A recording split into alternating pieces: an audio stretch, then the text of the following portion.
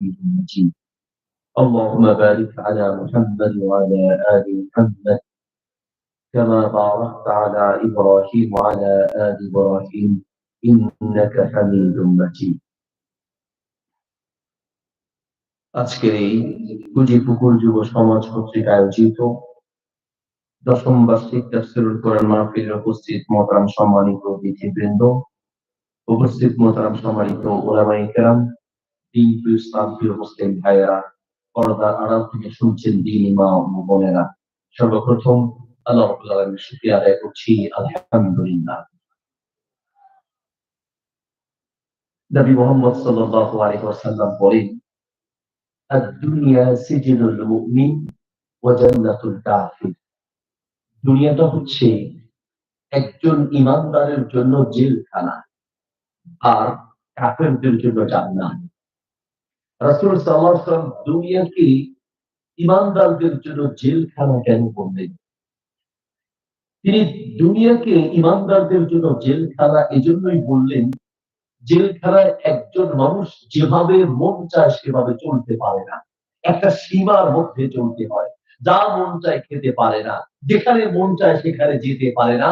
একজন মানুষ জেলখানায় যেমন একটা সীমার মধ্যে, একটা নিয়মের মধ্যে চলতে হয়, একটা নির্দিষ্ট নিয়মের মধ্যে চলতে হয়, ঠিক তেমনি এই দুনিয়ায় একজন ঈমানদার যেভাবে মন চায় সেভাবে চলতে পারে না। প্রত্যেকটি পথ এবং পদ্ধতি হবে নবী মুহাম্মদুর রাসূলুল্লাহ সাল্লাল্লাহু আলাইহি ওয়াসাল্লামের তরিকা মতো, রাসূলের আদর্শের বাইরে কোন ঈমানদার যেতে পারে না, ঠিক না? কিন্তু দুঃখের সাথে বলতে হবে, আপনার জন্ম থেকে মৃত্যু পর্যন্ত জীবনের কত কাজ আপনি করছেন, একটা বড় ভাবে নাই যে আপনি যেই পথে চলছেন এই পথটা কি শয়তানের পথ না আল্লাহর নবীর পথ, একবার চিন্তা করেন নাই? কবরে যখন আপনাকে রাখবে, বলা হবে বিসমিল্লাহি ওয়া আলা মিল্লাতি রাসূলিল্লাহ, রাসূল সাল্লাল্লাহু আলাইহি ওয়াসাল্লামের আদর্শের উম্মত হিসেবে আপনাকে কবরে রাখা উচিত। অথচ আপনার মাথার চুল থেকে পায়ের তলা পর্যন্ত কোথায় সে রাসূলের আদর্শ আছে? আপনি খাচ্ছেন ইহুদি খ্রিস্টানদের মতো, আপনার ড্রেস ইহুদি খ্রিস্টানদের মতো, আপনার চরণ ইহুদি খ্রিস্টানদের মতো, আপনার মুখের আচরণ ইহুদি খ্রিস্টানদের মতো, আপনার পদাঙ্ক, আপনার চলাফেরা, আপনার সন্তানের জন্মদিনের জন্ম অনুষ্ঠান পালন করা, আপনার বিয়ে শাদী, আপনার চালচলন, চাকরি বাকরি, ব্যবসা বাণিজ্য, সব ক্ষেত্রে আপনি চলছেন ইহুদি আর খ্রিস্টানের মতো। আপনি শেষে দাবি করছেন আপনি আল্লাহর নবী ও উম্মত, আপনি নিজেকে মুসলিম দাবি করছেন, আসলে আপনি একজন প্রতারক, ঠিক না? আপনার আপনাকে প্রমাণ দিতে হবে যে হ্যাঁ, সত্যিকার অর্থে আপনি নবী মুহাম্মদ সাল্লাল্লাহু আলাইহি ওয়াসাল্লামের উম্মত। কিয়ামতের মাঠে আপনি যে আল্লাহর নবীর সামনে গিয়ে বলবেন, ইয়া রাসূলুল্লাহ ইন্নী উম্মাতুক, আমি আপনার উম্মত, কোন চেহারা নিয়ে বলবেন? আমি শুধু আপনার কাছে কিছু বিবেকের কাছে প্রশ্ন লিখে রাখতে এসেছি। জীবনে বাস্তব বহু করেছেন, আমরা ওয়াজ শুনি, মাহফিল শুনি শুধুমাত্র কানের মজা নেওয়ার জন্য। হাজার হাজার মাহফিল হয়, মাহফিলের আগেও সুদ খেত, মাহফিলের পরেও সুদ খায়, মাহফিলের আগেও ঘুষ খেত, মাহফিলের পরেও ঘুষ খায়, মাহফিলের আগেও বিদাত করত, মাহফিলের পরেও বিদাত করে, মাহফিলের আগেও বেনামাজি, মাহফিলের পরেও বেনামাজি, মাহফিলের পরেও যদি পরিবর্তন না আসে, ওই মাহফিল দেখি না, একটা পরিবর্তন আসতে হবে। আর সেই পরিবর্তনের জন্য কথাগুলো দিল দিয়ে শুনতে হবে, হৃদয় দিয়ে শুনতে হবে। চট্টগ্রাম মাহফিল শুনে যাচ্ছি, বাজার একজনের সাথে দেখা, জিজ্ঞেস করছে বাজে গিয়ে হরে, চিরঙের ভাষায় আমাদের হরে গিয়েও গেলাম, ওয়াজুনি বেলায় গেলাম, ওয়াজুন না হইনি বাজি, ওয়াজ কেন ইয়ে বদ্ধ হইয়ে এন ওয়াজ করিয়ে আবার ফাড়ায় গিয়ে পড়লাম। ওয়াজ কেমন হয়েছে? সেরকম ওয়াজ হয়েছে। কি ওয়াজ করেছে? আওয়াজি ওয়াজ শূন্য দে, কি ওয়াজ করিয়ে দুইজনের হন আসাই বাজি ওয়াজ বদ গম লাগিয়ে মাগার কি ওয়াজ করিয়ে শূন্য ফেলি। ওয়াজ কেমন? বক্তা সুর মাশাআল্লাহ, বক্তা খুব গরম বক্তা ছিল, বক্তা খুব হাসিয়েছে, কাঁদিয়েছে। তো কি ওয়াজ করছে? তো 2 মিনিট বলো তো ভাই, ওয়াজ খুব ভালো লেগেছে, মাগার কি ওয়াজ করেছে তা বলতে পারবো না। এর নাম ওয়াজ আর মাহফিল নয়, এর নাম হচ্ছে তামাশা, ঠিক না? নিজেকে পরিবর্তন হবে, নিজেকে পরিবর্তন করতে হবে। উম্মতি বলছি, কিয়ামতের মাঠে আল্লাহর নবী যদি উম্মত হিসেবে স্বীকৃতি না দেয়, কোন ব্যক্তির ব্যাপারে জান্নাত নাই। ঠিক না? সেই কিয়ামতের মাঠে যদি ঈশ্বরের স্বীকৃতি পেতে হয়, দুনিয়ায় আপনার জীবনের প্রত্যেকটা পথ চলা হতে হবে সেই নবী মুহাম্মদুর রাসূলুল্লাহ সাল্লাল্লাহু আলাইহি ওয়াসাল্লামের তরিকায়। রাসূলের তরিকায় যদি চলতে চান, এক নম্বর করণীয় হচ্ছে কলিজার ভিতরে সেই নবীর প্রতি ভালোবাসা সৃষ্টি করতে হবে। রাসূল সাল্লাল্লাহু আলাইহি ওয়াসাল্লামের প্রতি কলিজায় একটা ভালোবাসা লাগবে। ভালোবাসা কাকে বলে? ভালোবাসা হলো ওই যে জুমার দিন নামাজের শেষে একটু জিলাপি খাওয়া, বুঝলেন নি? মিলাদপুর একটু জিলাপি পেলে, রবিউল আউয়াল মাসের ১২ তারিখ আসলে একটু সিন্নি খেয়ে এই যে মানে জন্মদিন পালন করা, এটাকে আমরা ভালোবাসা মনে করছি। ভালোবাসার মানে হলো রাসূলের নাম শুনলে কলিজা কেঁপে ওঠা। ভালোবাসার মানে হচ্ছে নবীজির নাম শুনলেই সাল্লাল্লাহু আলাইহি ওয়াসাল্লাম বলা। ভালোবাসার মানে হচ্ছে জীবনের প্রত্যেকটা কাজ আল্লাহর নবীর সুন্নাহ তরিকায় করা। ঠিক না? এটা হচ্ছে ভালোবাসা। কাকে বলে ভালোবাসা? নবী সাল্লাল্লাহু আলাইহি ওয়াসাল্লাম মক্কা থেকে মদিনায় যাবেন, এই কথা শুনে মদিনার লোকেরা বারবার মক্কার রাস্তা পাহারা দেয়। কোন দিন আল্লাহর নবী আসবে, কখন আসবে? আনাস রাদিয়াল্লাহু আনহু বলেন, আমরা মাঝে মাঝে গাছের উপরে উঠে মক্কার রাস্তার দিকে তাকায় থাকি, কোন দিন আল্লাহর নবী আসবে। একদিন নবী সাল্লাল্লাহু আলাইহি ওয়াসাল্লাম মদিনায় চলে আসলেন।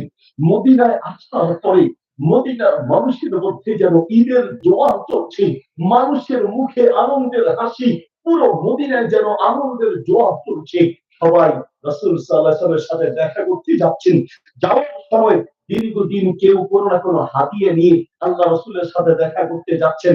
আনাস রাদিয়াল্লাহু আনহু বলেন, আমি মাকে গিয়ে বললাম, মা তুমি এখনো যাচ্ছ না কেন? চলো তাড়াতাড়ি। রাসূল সাল্লাল্লাহু আলাইহি ওয়াসাল্লাম তো এসে গিয়েছেন। তাই নাকি বাবা? চলো। আনাসকে হাতে ধরে নিয়ে যাচ্ছেন। যাওয়ার সময় আনাস বলছে, মা তুমি খালি হাতে যাচ্ছ। আমি দেখেছি আল্লাহ রাসূলের সাথে যারাই সাক্ষাৎ করতে যাচ্ছেন, কারো না কারো হাতে কোনো হাদিয়া আছে। তুমি মা কোন উপহার নিয়ে যাচ্ছ? আনাসের মা বললেন, আনাস আজ আমার জীবনের সবচেয়ে দামি সম্পদটা আমি আল্লাহর নবীকে উপহার দিব। রাসূল সাল্লাল্লাহু আলাইহি ওয়াসাল্লামের কাছে গিয়ে বললেন, ইয়া রাসূলুল্লাহ, আপনাকে দেওয়ার মতো হাদিয়া আমি গরীব মানুষ, কোন উপহার তৈরি করতে পারিনি। তবে আমি আমার জীবনের সেরা সম্পদ আপনাকে উপহার দিতে চাই। আমার এই আনাস, আদর করে ডাকতেন উনাইস, আমার এই আনাস আমার একমাত্র সম্পদ। ইয়া রাসূলুল্লাহ, দুনিয়ার অনেকেই অনেক কিছু হারিয়ে দিয়েছে, আমার এই কলিজার টুকরাকে নিয়ে এসেছি আপনার জন্য হাদিয়া দিয়ে গেলাম। সারা জীবন আপনার খেদমত করবে, আপনার খেদমতের জন্য আমি আমার এই কলিজার টুকরাকে আপনার জন্য উপহার বানিয়ে দিলাম। কাকে বলে ভালোবাসা? ছোট্ট এক বাচ্চা দিয়ে এসে, ইয়া রাসূলুল্লাহ, দেয়ার মতো আপনাকে কিছু নাই, এই বাচ্চাটাকে আপনার সাথে রাখেন। আমি এই বাচ্চাকে কি করব? যখন মুশরিকদের পক্ষ থেকে তীর আসবে, আমার এই বাচ্চাকে সামনে রাখবেন। আমার বাচ্চা বুক ছিদ্র হয়ে যাক, আমার বাচ্চা দুনিয়া থেকে বিদায় হয়ে যাক, তবু আল্লাহর নবী আপনি জীবিত থাকেন। আমার সন্তানের চেয়ে আপনার প্রতি আমার ভালোবাসা অনেক গুণ বেশি। আল্লাহু আকবার। বেলাল রাদিয়াল্লাহু আনহু মৃত্যু শয্যায় শায়িত, দুনিয়া থেকে বিদায় হয়ে যাবেন। বেলাল রাদিয়াল্লাহু আনহুর পাশেই স্ত্রী চিৎকার হাউমাউ করে কাঁদছেন। বেলাল রাদিয়াল্লাহু আনহু ধমক দিয়ে বলছেন, ইয়া হাদিহি লিমা তাবকিনা, আরে পাগলি কাঁদছো কেন? কান্না কি হয়েছে? তাদের বিবি বলছেন, স্বামী আপনি আমাদেরকে রেখে মাটির তলে চলে যাবেন, তো আমরা কাঁদবো না? বেলাল বলছে, আরে বোকা, কাঁদনার কি আছে? আমি তো হাসছি। বিবি বলছে, স্বামী কেউ মরার সময় হাসে, এই মৃত্যুর সময় আনতা তাদহাক, আপনি হাসছেন, হাসছেন কেন স্বামী? বেলাল রাদিয়াল্লাহু আনহু বলছেন, শোনো বিবি, আমার অন্তরে আনন্দের জোয়ার চলছে। কারণ কি জানো? আমি মল্লিক পরে মুহাম্মাদান ওয়া আসহাবু, যেই নবীর জন্য সারাটা জীবন তার মৃত্যুর পরে কেঁদেছি, আমি মল্লিক পরে আল্লাহর নবীকে খুঁজে পাবো, সাহাবীদেরকে খুঁজে পাবো, মৃত্যুর পরে আল্লাহর নবীকে খুঁজে পাবো, এই চিন্তায় আমার অন্তরে আনন্দের জোয়ার পৌঁছালো। ভালোবাসাটা কি বল? আপনার ভালোবাসা সেই নায়ক নায়িকা খেলোয়াড়দের জন্য চুল কাটতে গিয়ে সেলুন দোকানে বিভিন্ন নায়কদের ছবি ঝোলানো, খেলোয়াড়দের ছবি ঝোলানো। আপনি চুল কাটছেন নায়কের স্টাইলে, চুল কাটছেন খেলোয়াড়দের স্টাইলে, আপনি চুল কাটছেন বিভিন্ন সেলিব্রিটির স্টাইলে। এই পৃথিবীতে প্রত্যেকটা মানুষ কিয়ামতের মাঠে আপনাকে ভুলে যাবে, কিন্তু সেই কিয়ামতের মাঠে একজন সিজদায় পড়ে আপনার জন্য কাঁদবে, তার নাম মুহাম্মদুর রাসূলুল্লাহ সাল্লাল্লাহু আলাইহি ওয়াসাল্লাম। নবী সাল্লাল্লাহু আলাইহি ওয়াসাল্লাম কি পরিমাণ আপনার জন্য ব্যথিত ছিলেন, কি পরিমাণ আপনার জন্য আল্লাহ রাসূলের ভালোবাসা ছিল। যদি একটু দিল দিয়ে বোঝার চেষ্টা করেন, আপনার এই কলিজা রাসূলের ভালোবাসায় আপনার অন্তর ভরপুর হয়ে যাবে। নবী মুহাম্মদ সাল্লাল্লাহু আলাইহি ওয়াসাল্লাম তিনি একদিন সিজদায় পড়ে কাঁদতে লাগলেন। আল্লাহ রাব্বুল আলামিন জিবরিলকে ডাকলেন, ইয়া জিবরিল ইযহাব ইলা মুহাম্মাদিন ফাসালহু মা ইউকিকা। যাও জিবরিল, আমার নবীর কাছে যাও, আমার নবীকে গিয়ে জিজ্ঞেস করো আমার নবী কেন কাঁদছে। জিবরিল, আমার নবীকে বলো আমার নবী যা চাইবে চাইতে দেরি হবে, আমি আল্লাহ দিতে দেরি হবে না, জিজ্ঞেস করো আমার নবী কেন কাঁদছে। জিবরিল আলাইহিস সালাম আসলেন, এসে জিজ্ঞেস করছেন, ইয়া রাসূলুল্লাহ, আল্লাহ জানতে চেয়েছে আপনি কেন কাঁদছেন। আল্লাহ বলেছেন আপনি যা চাইবেন আল্লাহ তাই দিবে। নবী সাল্লাল্লাহু আলাইহি ওয়াসাল্লাম সেই দিন যদি চাইতেন সারা দুনিয়ার বাদশাহী নিতে পারতেন, সেই দিন চাইলে উহুদ পাহাড়কে স্বর্ণ বানাতে পারতেন, নিজের সন্তান সন্ততি বিবি বাচ্চার জন্য অনেক কিছু চাইতে পারতেন। কিন্তু সেই দিন তিনি বললেন, জিবরিল আমার আল্লাহকে গিয়ে বলো আমি আমার জন্য কাঁদছি না, আমি আমার সন্তান সন্ততির জন্য কাঁদছি না, আমার আল্লাহকে গিয়ে বলো আমি কাঁদছি আমার উম্মতকে জান্নাত থেকে মুক্ত করে জান্নাতের মেহমান বানানোর জন্য। আমি আমার উম্মতের জন্য কাঁদছি। লিকুল্লি নাবিয়্যিন দাওয়াতুন মুস্তাজাবাতুন। পৃথিবীর প্রত্যেকটা নবীর জন্য স্পেশাল দোয়া ছিল, যেই দোয়া করে যা চাইবে আল্লাহ তাই দিবে। ফাতাআজ্জালা কুল্লু নাবিয়্যিন দাওয়াতাহু। সমস্ত নবীরা সেই দোয়া দুনিয়ায় খরচ করেছে। নবী মুহাম্মদ সাল্লাল্লাহু আলাইহি ওয়াসাল্লাম বলেন, ইন্নী আখতাবিউ বিহা শাফাআতান লিউম্মতি। উম্মত আল্লাহ দুনিয়ায় খরচ করে নেই, সব নবীরাই সেই স্পেশাল দোয়া দুনিয়াতে খরচ করেছে। আর আমি আমার আল্লাহকে বলে দিয়েছি, আখতাবিউ বিহা শাফাআতান লিউম্মতি। আমার আল্লাহকে বলেছি, আল্লাহ আমার সেই স্পেশাল দোয়া আমি দুনিয়ায় খরচ করব না, তোমার কাছে আমি জমা রেখে দিলাম। যখন আমার উম্মত কিয়ামতের মাঠে বিপদে পড়বে, এই দোয়া সেই দিন আমার উম্মতের শাফাআতের জন্য, উম্মতকে জাহান্নাম থেকে মুক্ত করার জন্য এই দোয়া সেই দিন খরচ করব। আল্লাহু আকবার। কেবল নবী আমরা পেয়েছি, আপনি একে ভালোবাসেন। নবী মুহাম্মদ সাল্লাল্লাহু আলাইহি ওয়াসাল্লাম বললেন, জিবরিল যাও আমার আল্লাহকে গিয়ে বলো আমি আমার জন্য কাঁদছি না, আমি কাঁদছি আমার উম্মতকে জাহান্নাম থেকে মুক্ত করার জন্য। আল্লাহ জানিয়ে দিলেন, জিবরিল আমার বন্ধু আমার নবীকে জানিয়ে দাও আমার যেই বান্দা শিরক থেকে মুক্ত থেকে, শিরক থেকে মুক্ত থেকে আপনি নবীর অনুসরণ করে দুনিয়া থেকে বিদায় হবে, আমি আল্লাহ নিজ দায়িত্বে তাকে জান্নাতের মেহমান বানিয়ে দেব। শর্ত কয়টা? এক, শিরক থেকে মুক্ত থাকতে হবে। দুই, রাসূল সাল্লাল্লাহু আলাইহি ওয়াসাল্লামের অনুসরণ করে দুনিয়া থেকে বিদায় হতে হবে। এক নম্বর শিরক থেকে মুক্ত থাকতে হবে। আপনাদের দেশে তো শিরক নেই, আছে?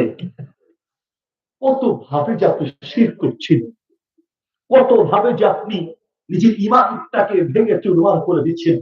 একজনের হাতের মধ্যে ৪টা আংটি দেখলাম, পাথরের আংটি। জিজ্ঞেস করলাম, ভাই আংটিগুলো কিসের? হুজুর কেরামতি আংটি, কেরামতি। ওরে বাবা, কেরামতি আংটি? হ্যাঁ হুজুর কেরামতি আংটি। তো কোত্থেকে আনছেন? হুজুর আজমির শরীফ থেকে আনছি কেরামতি আংটি। কিসের কেরামতি? হুজুর এটা রোগ থেকে বাঁচায়, এটা বিপদ থেকে বাঁচায়, এটা রিজিক বাড়ায়, আর এটা হুজুর গোপন সমস্যা আছে, গোপন সমস্যা দূর করে। আংটি বিপদ থেকে বাঁচাবে, আংটি রোগ থেকে বাঁচাবে, আংটি রিজিক বাড়াবে। আল্লাহর প্রথম কোন আংটি বিপদ দিতেও পারে না, দিতেও পারে না, ঠিক না? এর নাম তাওহীদ, এর নাম হচ্ছে ঈমান। যদি বিশ্বাস করেন কোন পাথর কোন আংটি বিপদ দিতে পারে, বিপদ দূর করতে পারে, রোগ থেকে বাঁচাতে পারে, তাহলে আপনার ঈমান ভেঙে চুরমার হয়ে যায়। ঈমানটাকে মজবুত করেন। প্রায় মানুষের কোমরের মধ্যে কালো সুতা আছে, আছে না? তাগি, তাগি যেটাকে বলে। কাইতন, আমাদের দেশে কাইতন বলে, আপনারা কি বলে? কাইতন কাঠি লাগায় রাখছে, বাচ্চার কোমরে লাগিয়ে রাখছে। কেন? ওই এই কাইতন আর এই কাঠি লাগালে রোগ হয় না, জিন ভূতে ধরে না, বিপদ থেকে বাঁচা যায়। আল্লাহর কসম, কোন সুতা বিপদ দিতেও পারে না, দিতেও পারে না। ঘরে ঘরে মুফতি। ইমাম বুখারী রাহিমাহুল্লাহ বুখারী শরীফের প্রথম খণ্ডের 16 নম্বর পৃষ্ঠায় একটি বাব রচনা করেছেন, আল ইলমু ক্বাবলাল কওলি ওয়াল আমাল। কথা বলার আগে জেনে নাও, আমল করার আগে জেনে নিও। আগে জানো তারপরে বলো, আগে জানো তারপরে আমল করো। A true Muslim can reach an honest and pure life without the knowledge of the Quran and the Sunnah.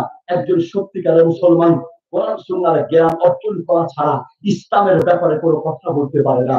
কথা বলার আগে চিন্তা করে বলতে হবে ইসলাম এই কথাকে সমর্থন করে কিনা। আর এখন তো মাশাআল্লাহ চা দোকান গুলো এক একটা ফতোয়া বোর্ড হয়েছে, এক একজনের ফতোয়া, ওরে বাপরে বাপ, এক একটা মাসালার দলিল বের করতে গিয়ে আমরা যারা ইফতা পড়েছি, মুফতি যারা হয়, মাথার ঘাম পায়ে পড়ে। আর আমাদের দেশে মাশাআল্লাহ টিভি দোকানে আর চা দোকানে মুফতি মুহাদ্দিসের অভাব নেই, সব দলিল ছাড়া মুফতি। আমার কয়েক বছর আগে চোখের কোনা এলনা উঠছিল, এলনা, এলনা বুঝেন? চোখের কোনা দিয়ে যে ফুলে যায়, এরকম ফুলে যায়, এটাকে আপনারা কি বলেন? আঞ্জলি। আঞ্জলি হয়েছে। আঞ্জলি হওয়ার পরে ওই যে এক মুফতি বলে, হুজুর আপনার চোখে আঞ্জলি হয়েছে, আপনাকে সরবে বলি নেই। কেন? হুজুর এটা একটা চিকিৎসা আছে। কি চিকিৎসা? হুজুর মসজিদের পিছনে আসেন। গেলাম মসজিদের পিছে, যাওয়ার পরে বাসা থেকে একটা ছোট্ট ছেলে ধরে নিয়ে আসছে, নিয়ে এসে হুজুর একটু বসেন। কেন রে ভাই? হুজুর বসেন না। বসলাম, বসার পরে চেইনটা খুলে আর লিপস্টিক বাইর করিয়া আমার হুজুর $2-4 দিলে আপনার অঞ্জলি দুশ্চিজ ভালো হয়ে যাবে। সুবহানাল্লাহ, নাউজুবিল্লাহ। মুফতি কাকে বলে? ইসলামের ব্যাপারে কথা বলার আগে চিন্তা করে কথা বলবেন। নবী সাল্লাল্লাহু আলাইহি ওয়াসাল্লামকে বললেন যে শিরক থেকে মুক্ত থাকবে। আজকের আলোচ্য বিষয় শিরক নয়, শুধু জাস্ট আপনাকে বোঝানোর চেষ্টা করছি আপনি একজন মুসলিম যেভাবে সেভাবে কথা বলতে পারেন না, যেই সেই পথে চলতে পারেন না। আপনি একজন মুসলিম, আপনার আদর্শ হবে আল্লাহর নবীর আদর্শ, আপনার আমল হবে আল্লাহর নবীর তরিকায়, আপনার কথা হবে আল্লাহর নবীর শিক্ষা ও বক্তব্যের। বুখারী শরীফে হাদিস আছে, হাদিসটি মিশকাতে আছে, হাদিসটি মুসনাদ আহমদে আছে, হাদিসটি মুস্তাদরাক হাকিমে আছে, হাদিসটি at-তারগীব ওয়া তারহীব কিতাবে আছে, হাদিসটি মুসনাদ আহমদে আছে। নবী সাল্লাল্লাহু আলাইহি ওয়াসাল্লাম বলেন, কুল্লু উম্মতি ইয়াদখুলুনাল জান্নাতা ইল্লা মান আবা। ইয়া রাসূলুল্লাহ ওয়া মান আবা? قال من أطاعني دخل الجنة ومن عصاني فقد أبى। শোনো, যদি জান্নাতে যেতে চাও রাসূলের তরিকায় চলো, যদি জান্নাতি হতে চাও রাসূলের তরিকার মধ্যেই জান্নাত, রাসূলের তরিকার বাইরে যত পথ, যত ভোগ, যত আদর্শ সব শয়তানের আদর্শ। ঠিক না? ঠিক তো বললেন। এবার একটু অপারেশন করি, তারপরে বুঝবে ঠিক না বেঠিক। ভাইয়া আমার,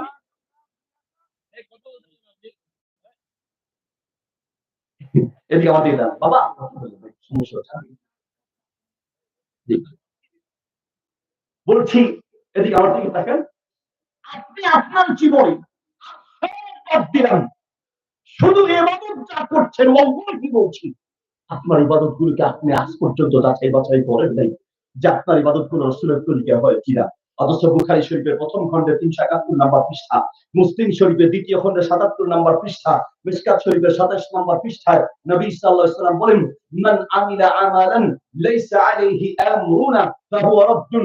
এই পৃথিবীর বুকে কোন ইবাদতের পক্ষে যদি কোরআনের দলিল না থাকে, নবীর সুন্নাত তরিকা না থাকে, সেই ইবাদত আল্লাহর কাছে কিয়ামত পর্যন্ত কবুল হবে।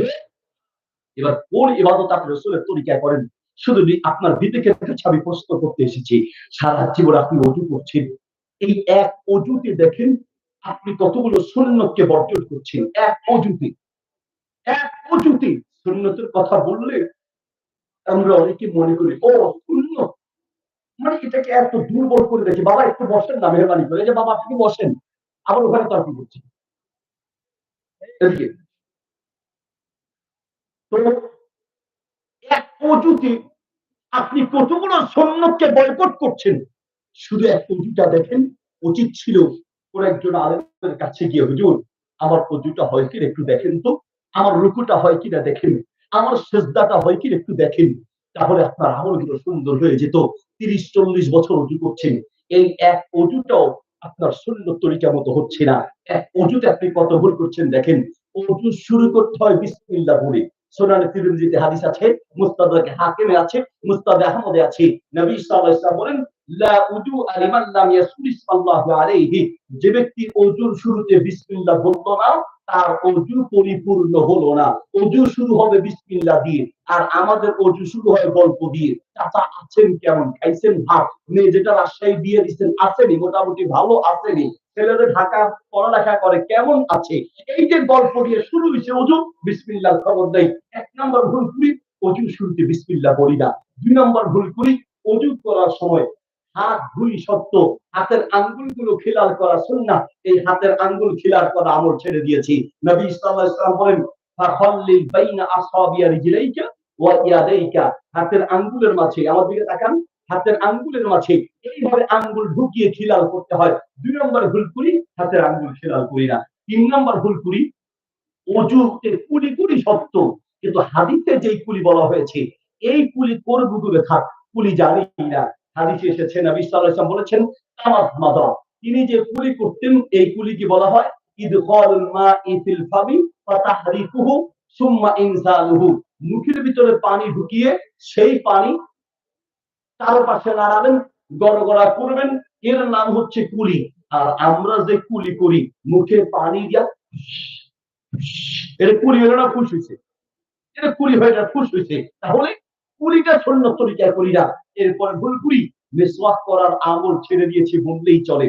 অথচ সুবহানাল্লাহ, নবী সাল্লাল্লাহু আলাইহি ওয়াসাল্লাম দুনিয়া থেকে বিদায় হয়ে যাবেন, ঠিক সেই মুহূর্তেও তিনি বললেন, ইশারা দিলেন আয়েশা রাদিয়াল্লাহু আনহাকে, ইশারার মাধ্যমে তিনি বুঝলেন, মেসওয়াক নিয়ে আসতেন।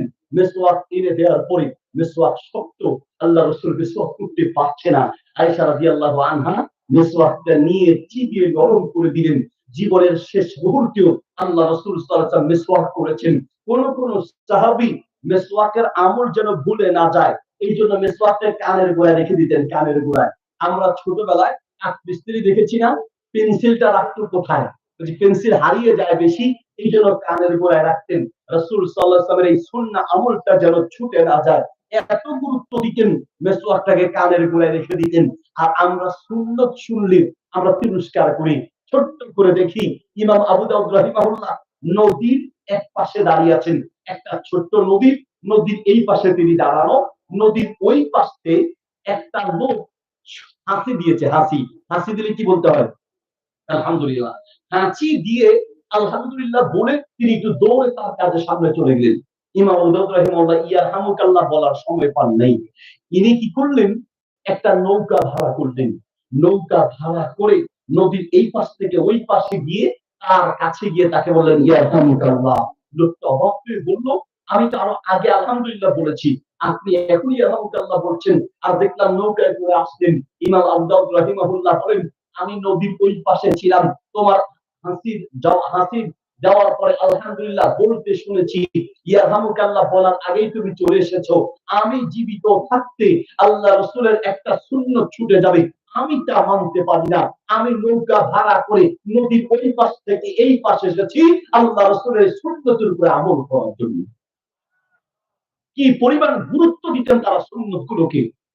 ওযু করতে গিয়ে কুলি করার সময় মেসওয়াক করতে হয়, আপনি মেসওয়াকের আমল ছেড়ে দিয়েছেন। এরপরে ভুল করি, আমরা না কুলি করার নাকে পানি দেই সত্য, কিন্তু নাক ঝাড়ি না। হাদিসে শব্দ এসেছে ইস্তানশাকা ওয়াস্তানসারা, ইস্তেনশাক মানে নাকে পানি দেওয়া, ইস্তেনসার মানে নাক ঝাড়া। আমরা নাকে পানি দেই কিন্তু নাক ঝাড়ি না। এরপরে ভুল করি, মুখ ধুই সত্য, দাড়ি খিলাল করি না। দাড়ি দাড়ি খিলাল করা একটি সুন্নাহ সম্মত আমল। যাদের দাড়ি ঘন আছে, এক কোষ পানি নিয়ে দাড়ির মধ্যে দিয়ে দিবেন। আর দাড়ি যাদের হালকা, হালকা দাড়ি বুঝেন মানে অল্প দাড়ি, এই দাড়ির একটা নাম আমাদের দেশে রাখছে, নাউযুবিল্লাহ, ছাগলিয়া দাড়ি। অল্প এখান দিয়ে হলে দাড়িকে কি বলে, ছাগলিয়া দাড়ি। দাড়ি কখনো ছাগলিয়া দাড়ি হতে পারে না, এটা দাড়িকে একটা অপমান করা। দাড়ি হালকা হলে এইভাবে খিলাল করবেন, ঘন হলে এক কোষ পানি নিয়ে দাড়ির মধ্যে দিয়ে দিবেন। এরপরে ভুল করি, আমরা মুখ ধুই, হাত ধুই সত্য, কোনই শুকনো থেকে যায়, এই জন্য কোনই সহ ধুতে হবে। ইমাম আবু হানিফা রাহিমাহুল্লাহ তিনি বলেন, ওযু করার সময় কনুই সহ ধৌত করবে, তাহলে আর কনুই শুকনো থাকার সম্ভাবনা নেই। এরপরে ভুল করি, মাথা মাসে করার নিয়ম তো 95% মুসল্লি জানি না। মাথা মাসে করার নিয়ম, আমার দিকে তাকান, সামনের দিক থেকে আল্লাহ সবাই একটু হাত তুলেন, অন্তত উজুটা শিখি, তাহলে মাহফিলটা ইনশাআল্লাহ কামিয়াব হয়ে যাবে, ঠিক কিনা? আমার দিকে দেখেন, সামনের দিক থেকে পিছন দিকে যাবেন, সামনের দিক থেকে পিছনে যান, হ্যাঁ সামনের থেকে পিছনে, পিছন থেকে সামনে, সামনের দিক থেকে একবার পিছনে যাবেন, পিছন থেকে সামনে নিয়ে আসবেন। এই দুই আঙ্গুল দিয়ে কানের ভিতরে মাসে করবেন, আর বৃদ্ধাঙ্গুল দিয়ে কানের বাহিরে, এই দুই আঙ্গুল দিয়ে কানের ভিতরে আর বৃদ্ধাঙ্গুল দিয়ে কানের বাহিরে মাসে করবেন। মাথা মাসে করতে জানি না। এরপরে ভুল করি, আপনি অজুতে পা ধুন সত্য, কিন্তু পায়ের আঙ্গুলগুলো খিলাল করা সুন্নাত, পায়ের আঙ্গুল খিলাল করা আঙ্গুল ছেড়ে দিয়েছি। এরপরে ভুল করি, অজু করার পরে নামাজ পড়তে চলে যাই। নবী সাল্লাল্লাহু আলাইহি ওয়াসাল্লাম বলেছেন, কোন ব্যক্তি অজু করার পরে যদি একবার কালেমায়ে শাহাদাত পড়ে, ওই ব্যক্তির জন্য জান্নাতের 8টি দরজা খুলে দেওয়া হবে, যেই কোনো দরজা দিয়ে ইচ্ছে জান্নাতের মেহমান হতে পারবে। এরপরে অজু করার পরে 2 রাকাত তাহিয়াতুল ওযু বা ওযুর নামাজ আছে। এত গুরুত্বপূর্ণ নামাজ হয়তো জীবনে একদিন আপনি পড়েন নাই। নবী সাল্লাল্লাহু আলাইহি ওয়াসাল্লাম মেরাজে গেলেন, মেরাজ থেকে সে বিলাল রাদিয়াল্লাহু আনহুকে ডেকে বলছেন, বিলাল ইন্নী সামিতু দাফান আলাইকা ফিল জান্নাহ, ও বিলাল তুমি দুনিয়ায় আর তোমার পায়ের আওয়াজ শুনি জান্নাতে। বিলাল বলো তো দেখি, দুনিয়ায় এমন কোন আমল করো দুনিয়ায় থাকতেই তুমি জান্নাতের মেহমান হয়ে গেলে, কি করে তুমি দুনিয়ায় থাকতে জান্নাতের মেহমান হলে? বিলাল রাদিয়াল্লাহু আনহু বললেন, ইয়া রাসূলুল্লাহ এমন কিছু নয়, একটা ছোট্ট আমল করি, ওযু করার পরে নিয়মিত 2 রাকাত নফল আদায় করি। আল্লাহু আকবার। আমি শুধু আপনাকে দৃষ্টান্ত দিচ্ছি, এক ওযুতে আপনি কতগুলো সুন্নাত ছেড়ে দিয়েছেন। ইবাদত কবুল হওয়ার জন্য শর্ত রাসূলের তরিকায় হতে হবে। সমাজে তো মাশাআল্লাহ জিকিরের বাগান চলছে, দুরুদের সয়লাব চলছে, এক এক বক্তা এক এক স্টাইলের দুরুদ পড়ছে। আপনি চিন্তায় পড়ে যান, এই প্রধান বক্তা কোন স্টাইলের দুরুদ পড়বে, দ্বিতীয় বক্তা কোন স্টাইলের পড়বে, তৃতীয় বক্তা দেখা যায় আরেক স্টাইলের পড়ে। রাসূলের তরিকার বাহিরে শিখানো কোন ইবাদত আল্লাহর কাছে কবুল হবে না, ঠিক কি না? আমি বরিশাল মাহফিল করতে গিয়েছিলাম, তো বরিশাল মাহফিলের প্যান্ডেলের পাশে একটা মসজিদে ঢুকলাম নামাজ পড়বো। মসজিদে ঢুকে দেখছি কয়েকজন মুসল্লি গোল হয়ে বসে দুরূদ পড়ছে। দুরূদ পড়া ভালো না খারাপ? অবশ্যই ভালো।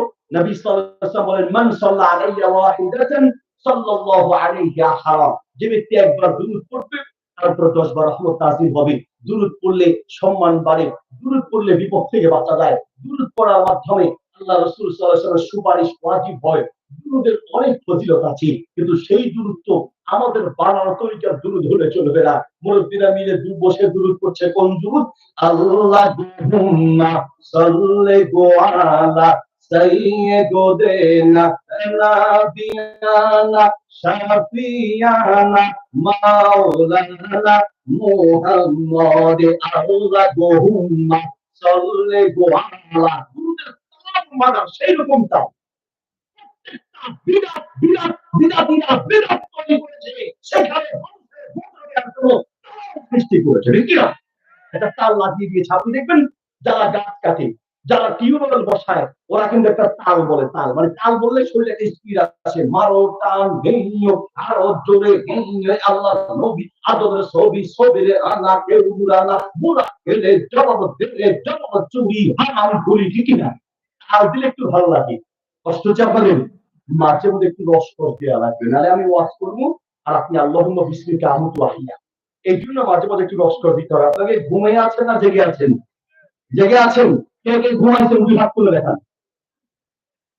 মাশাআল্লাহ 2-4 জন ঘুমাইছে। নারায়ে তাকবীর। তাকবীর দেওয়া শিখাই। তাকবীর দেওয়ার জন্য হাত তুলতে হয়, কিন্তু তেমন যাদের হাত নাই তারা আবার পা তোলার দরকার নেই। 1 নম্বরে হাত তুলে তাকবীর দিবেন, 2 নম্বরে যাদের মুখে পান বেশি আছে তাকবীরটা বাড়িতে গিয়ে দিয়েন। এখন কারো সাদা জামা লাল বানানোর দরকার নেই। হাত খুলে মুখ খুলে প্রাণ খুলে নারায়ে তাকবীর, নারায়ে তাকবীর। তো দুধ পড়ছে খুব তালে, আল্লাহুম্মা সাল্লি আলা, আল্লাহ দিলে তো খাবে না, এজন্য তার মাথা ঠিক আছে। আমি যে মুরব্বিদেরকে বললাম, আপনারা যা পড়তে আছেন বরিশালের ভাষা, যা পড়তে আছেন দুদু, এইটা দিয়ে কাম হবে না, দুদুম দিয়ে হাদিসে কিতাবে আছে, এইয়া করেন ওইটা দিয়ে কাম হবে, এইয়া দিয়ে কাম হবে না। আমার ধর্ম যাও, তুমি কেনা কেন তুমি? আমি চিন্তা করলাম আমার পরিচয় দেওয়া দরকার, কারণ আমারও তো বক্তা দূরে থাক, বক্তা সাগরেদও মনে হয় না, ঠিক কিনা? আরো 8-9 বছর আগের কথা, এখনই স্বাস্থ্যমন্ত্রী, আর তখন কেমন ছিলাম, আমার দেখতে তো বক্তা দূরে থাক, বক্তার সাগরেদও মনে হয় না, ঠিক না? শরীরে তো একদম বস্তু থাকলে তো হইতো। 10 বছর আগে আমার মনে আছে মালদ্বীপ গিয়েছিলাম মাহফিল করবো। আমি প্লেন থেকে এয়ারপোর্টে নামলাম, ওই দেশের পুলিশ আসলেন, একটু সম্মান জানিয়ে আলাদাভাবে নিয়ে যাবেন। একজন পুলিশ, সে আরবি বলতে জানতো, সে এসে বলছে আমাকে, সে একটা মাইক, হ্যান্ড মাইক নিয়ে এসে এয়ারপোর্টে খুঁজতে লাগলেন, আইনাল খতিব মোহাম্মদ আলী, বক্তা মোহাম্মদ আলী কোথায়? আমি লাইন থেকে বের হয়ে বললাম, ইন্নি মোহাম্মদ আলী, চিত্তমিন বাংলাদেশ, আমি মোহাম্মদ আলী বাংলাদেশ থেকে এসেছি। পুলিশ এসে আমাকে ধমক দিয়ে কয়, বক্তা তুমি না, বক্তা মোহাম্মদ আলী খতিব, তুমি মোহাম্মদ আলীকে ডাকবে? মানে তার ধারণা হলো বাংলাদেশ থেকে বিদেশে ওয়াজ করতে যাবে, ওয়াজটাই করো, শরীরে একদম গোস্ত তো থাকবে, এটি বক্তা আর শরীরে দুইটা কোনো গুরুত্ব নেই। আমার মুরব্বী যাচ্ছি, তুমি কেরা? তুমি তো বলে বাবা আছো, বাড়ি কমে কমে যাইছো। আমি চিন্তা করলাম পরিচয় দেওয়া দরকার। বললাম, দুদু আজ কি আপনাকে মাহফিল একখানা আছে? মাহফিল একখানা আছে, কমবে এমবে। মাহফিলের প্রধান বক্তার নাম কি? হেডার নাম মোহাম্মদ আলী। দুদু মুই হেডেই, মুই হেডে দুদু, দুদু আমরা হেডা, তাহলে আমরা একটা দুরুদ শিখান্ত দেখি। আমি বললাম, সবচেয়ে উত্তম দুরুদ আর শ্রেষ্ঠ দুরুদ হলো নামাজের মধ্যে যে দুরুদ পড়ি, আল্লাহুম্মা সাল্লি আলা মুহাম্মাদ ওয়া আলা আলি মুহাম্মাদ কামা সাল্লাইতা আলা ইব্রাহিম ওয়া আলা আলি ইব্রাহিম ইন্নাকা হামিদুম মাজিদ। আমাকে মুরব্বিরা, হুজুর আপনি যা দুরুদ পড়তে আসছেন, এইটা হুজুর টেস্ট লাগতে আসে না, এইটা হুজুর মজা লাগতে আসে না, এটা টেস্ট নাই। তাহলে টেস্ট কোনটা? আল্লাহুম্মা সাল্লি আলা সাইয়্যিদিনা, আল্লাহর সাথে গো বাংলা লাগায় তাল মিলেছে, হুজুর এই যে টেস্ট আছে, এই যে মজা আছে।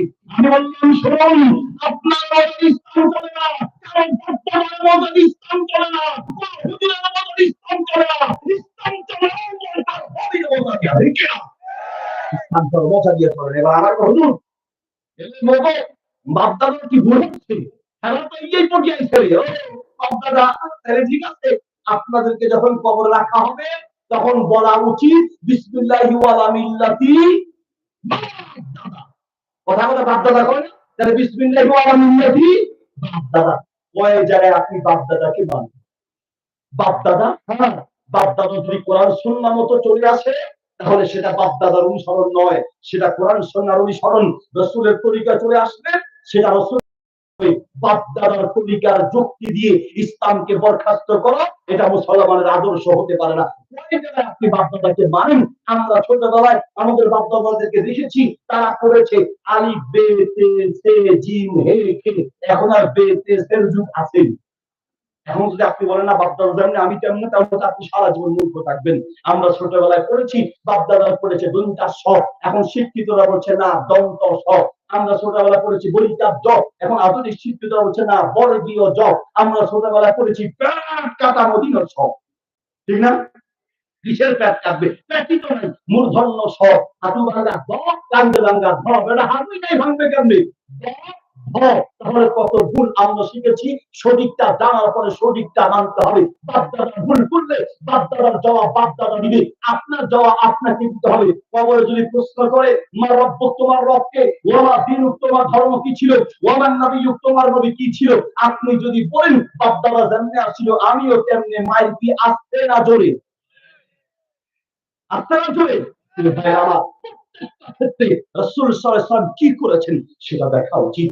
ঘুম থেকে উঠে ঘুমানো পর্যন্ত নবীর তরিকাগুলো অনুসরণ করার চেষ্টা করুন, শুধু আখিরাতের শান্তি নয়।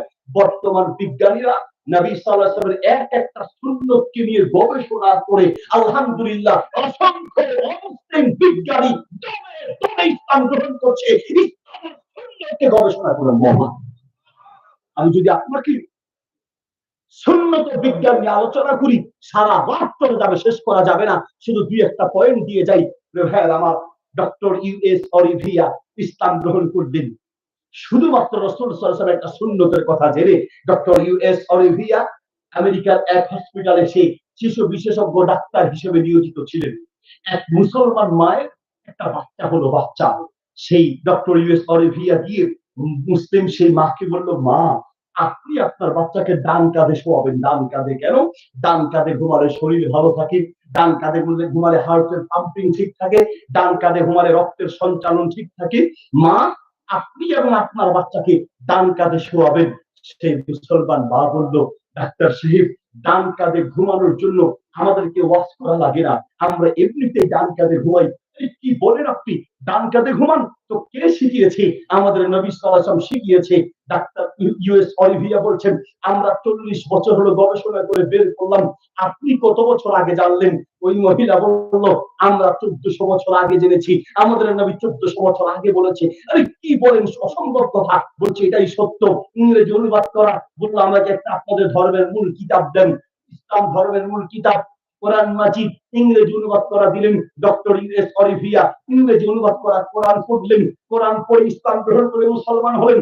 মুসলমান হওয়ার পরে সাংবাদিক সম্মেলনে বললেন, আমি ইসলাম নিয়ে গবেষণা করে দেখেছি, শুধুমাত্র পরকালের শান্তি নয়, এই দুনিয়াতেও যদি শান্তি পেতে হয় ইসলাম ছাড়া, নবীর সুন্নাত ছাড়া বিকল্প কোনো পথ নাই। ঠিক না?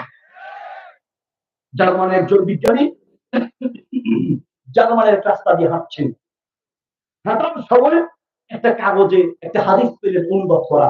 নবী সাল্লাল্লাহু আলাইহি ওয়াসাল্লাম বলেছেন, ইযা ওয়ালাবাল কালবু ফি ইনাই আহাদিকুম ফাসিলুহু সালামাররাত। বুখারীতে হাদিসটি আছে, তিরমিজিতে আছে, আবু দাউদে আছে, মিশকাতে আছে। রাসূল সাল্লাল্লাহু আলাইহি ওয়াসাল্লাম বলেন, কোন পাত্রে যদি কুকুর মুখ দেয় তাহলে সেই পাত্রটা ধুতে হবে 7 বার।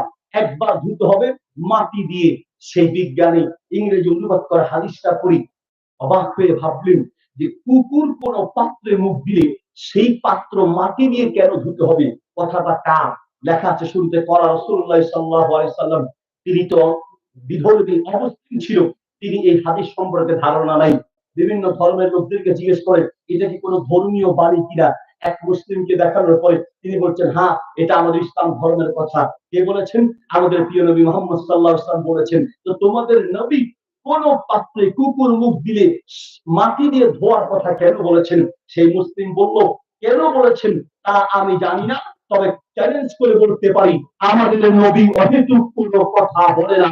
আমাদের নবীর প্রত্যেকটা কথার পিছনে আছে। তিনি যেহেতু বলেছেন অবশ্যই এখানে কারণ আছে। বলে সত্যি, হ্যাঁ কারণ ছাড়া তিনি বলেন না। তখন ওই বিজ্ঞানী তার গবেষণাগারে গেলেন, একটা কুকুর নিয়ে আসলেন, পাত্রের মধ্যে খাবার দিলেন। খাবার দেওয়ার পরে সেই পাত্রে একটা কুকুরকে খাবার দিয়ে কুকুরটা সরিয়ে ফেলে সেই পাত্রটাকে কয়েকবার ধুইলেন। প্রত্যেকবার ধোয়ার পরে পরীক্ষা করে দেখলেন না, এখনো জীবাণু মুক্ত হয়নি। এবার রাসূল সাল্লাল্লাহু আলাইহি ওয়াসাল্লামের হাদিস মতো মাটি নিয়ে এসে মাটি দিয়ে প্লেটটা ভালো করে ধুয়ে পরীক্ষা করে দেখলেন মাটির মধ্যে কুকুরের বিষ দূর করার ঔষধ আছে। মাটি দিয়ে ধোয়ার পরে দেখলেন পুরো পাত্রটা জীবাণু মুক্ত হয়েছে। এই একটা হাদিসের উপরে গবেষণা করে ইসলাম ধর্ম গ্রহণ করে মুসলমান হয়েছে। রাসূল সাল্লাল্লাহু আলাইহি ওয়াসাল্লামের প্রত্যেকটা সুন্নতের ভিতরেই মানবতার কল্যাণ আছে। বর্তমান বিজ্ঞানীরা বলছেন রাতে বাতি জ্বালিয়ে ঘুমানো চামড়ার ক্যান্সার সহ শরীরের অনেকগুলো রোগের কারণ। লাইট জ্বালিয়ে ঘুমানো। আল্লাহ বলেন, ওয়াজআলনা লাইলা লিবাসা, আমি রাত অন্ধকার করে দিয়েছি তোমাদের আরামদায়ক ঘুমের জন্য। অন্ধকার করে পর তারপরে ঘুমাতে হবে। বাতি জ্বালিয়ে ঘুমানো, ড্রিম লাইট জ্বালিয়ে ঘুমানো। বর্তমান ডাক্তাররা বলছেন এটা চামড়ার ক্যান্সার সহ ব্রেনের অনেকগুলো রোগ হওয়ার কারণ। ডাক্তাররা যা বলছে বর্তমানে আমাদের নবী তা বলেছেন 1450 বছর আগে। আল্লাহু আকবার। আমার বড় ছেলে মাহমুদ আলী, ওর আলোচনা বক্তব্য ইন্টারনেটে অনেকে মনে দেখেছেন, তাই না? কে কে দেখেছেন একটু হাত দেখান তো দেখি। মাশাআল্লাহ, আপনাদের নাটোরেও চলে এসেছে, আলহামদুলিল্লাহ। প্রিয় ভাইরা আমার, আমার এই বড় ছেলেটা হার্টে একটা অপারেশন আছে। এর অপারেশন করিয়েছিলাম সিরাজগঞ্জ একটা মেডিকেল কলেজ হসপিটাল আছে, যেখানে অনেক বিদেশি ডাক্তাররাও আসে। তারপরে বাচ্চারা হার্টের অপারেশন, পিছনে একদিকে কেটে ওর হার্টে একটা অপারেশন করা হয়েছিল, বড় একটা অপারেশন। আমার ছেলেকে নিয়ে যখন অপারেশন করতে আসতাম, এক ডাক্তারকে দেখলাম তিনি প্লেট চেটে চেটে খাচ্ছেন, প্লেট চেটে চেটে খায়। আমি অবাক হয়ে বললাম, ডাক্তার সাহেব প্লেট চেটে খাওয়ার এই সুন্নত আপনি কি করে জানলেন? এই সুন্নতের উপর আমল করতে গিয়ে কত মানুষ আমাদেরকে তিরস্কার করে, হুজুর তো মনে হয় প্লেট সহ খাবে, যেমনি চাপা চাপে শুরু করেছে। আমরা এই সুন্নতের উপর আমল করতে গিয়ে কত তিরস্কৃত হয়েছি। ডাক্তার সাহেব আপনি সুন্নত জানলেন কি করে?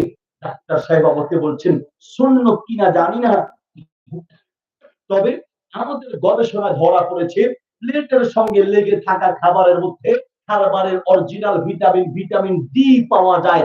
আমরা প্লেট চেটে খাই ভিটামিন ডি পাওয়ার জন্য।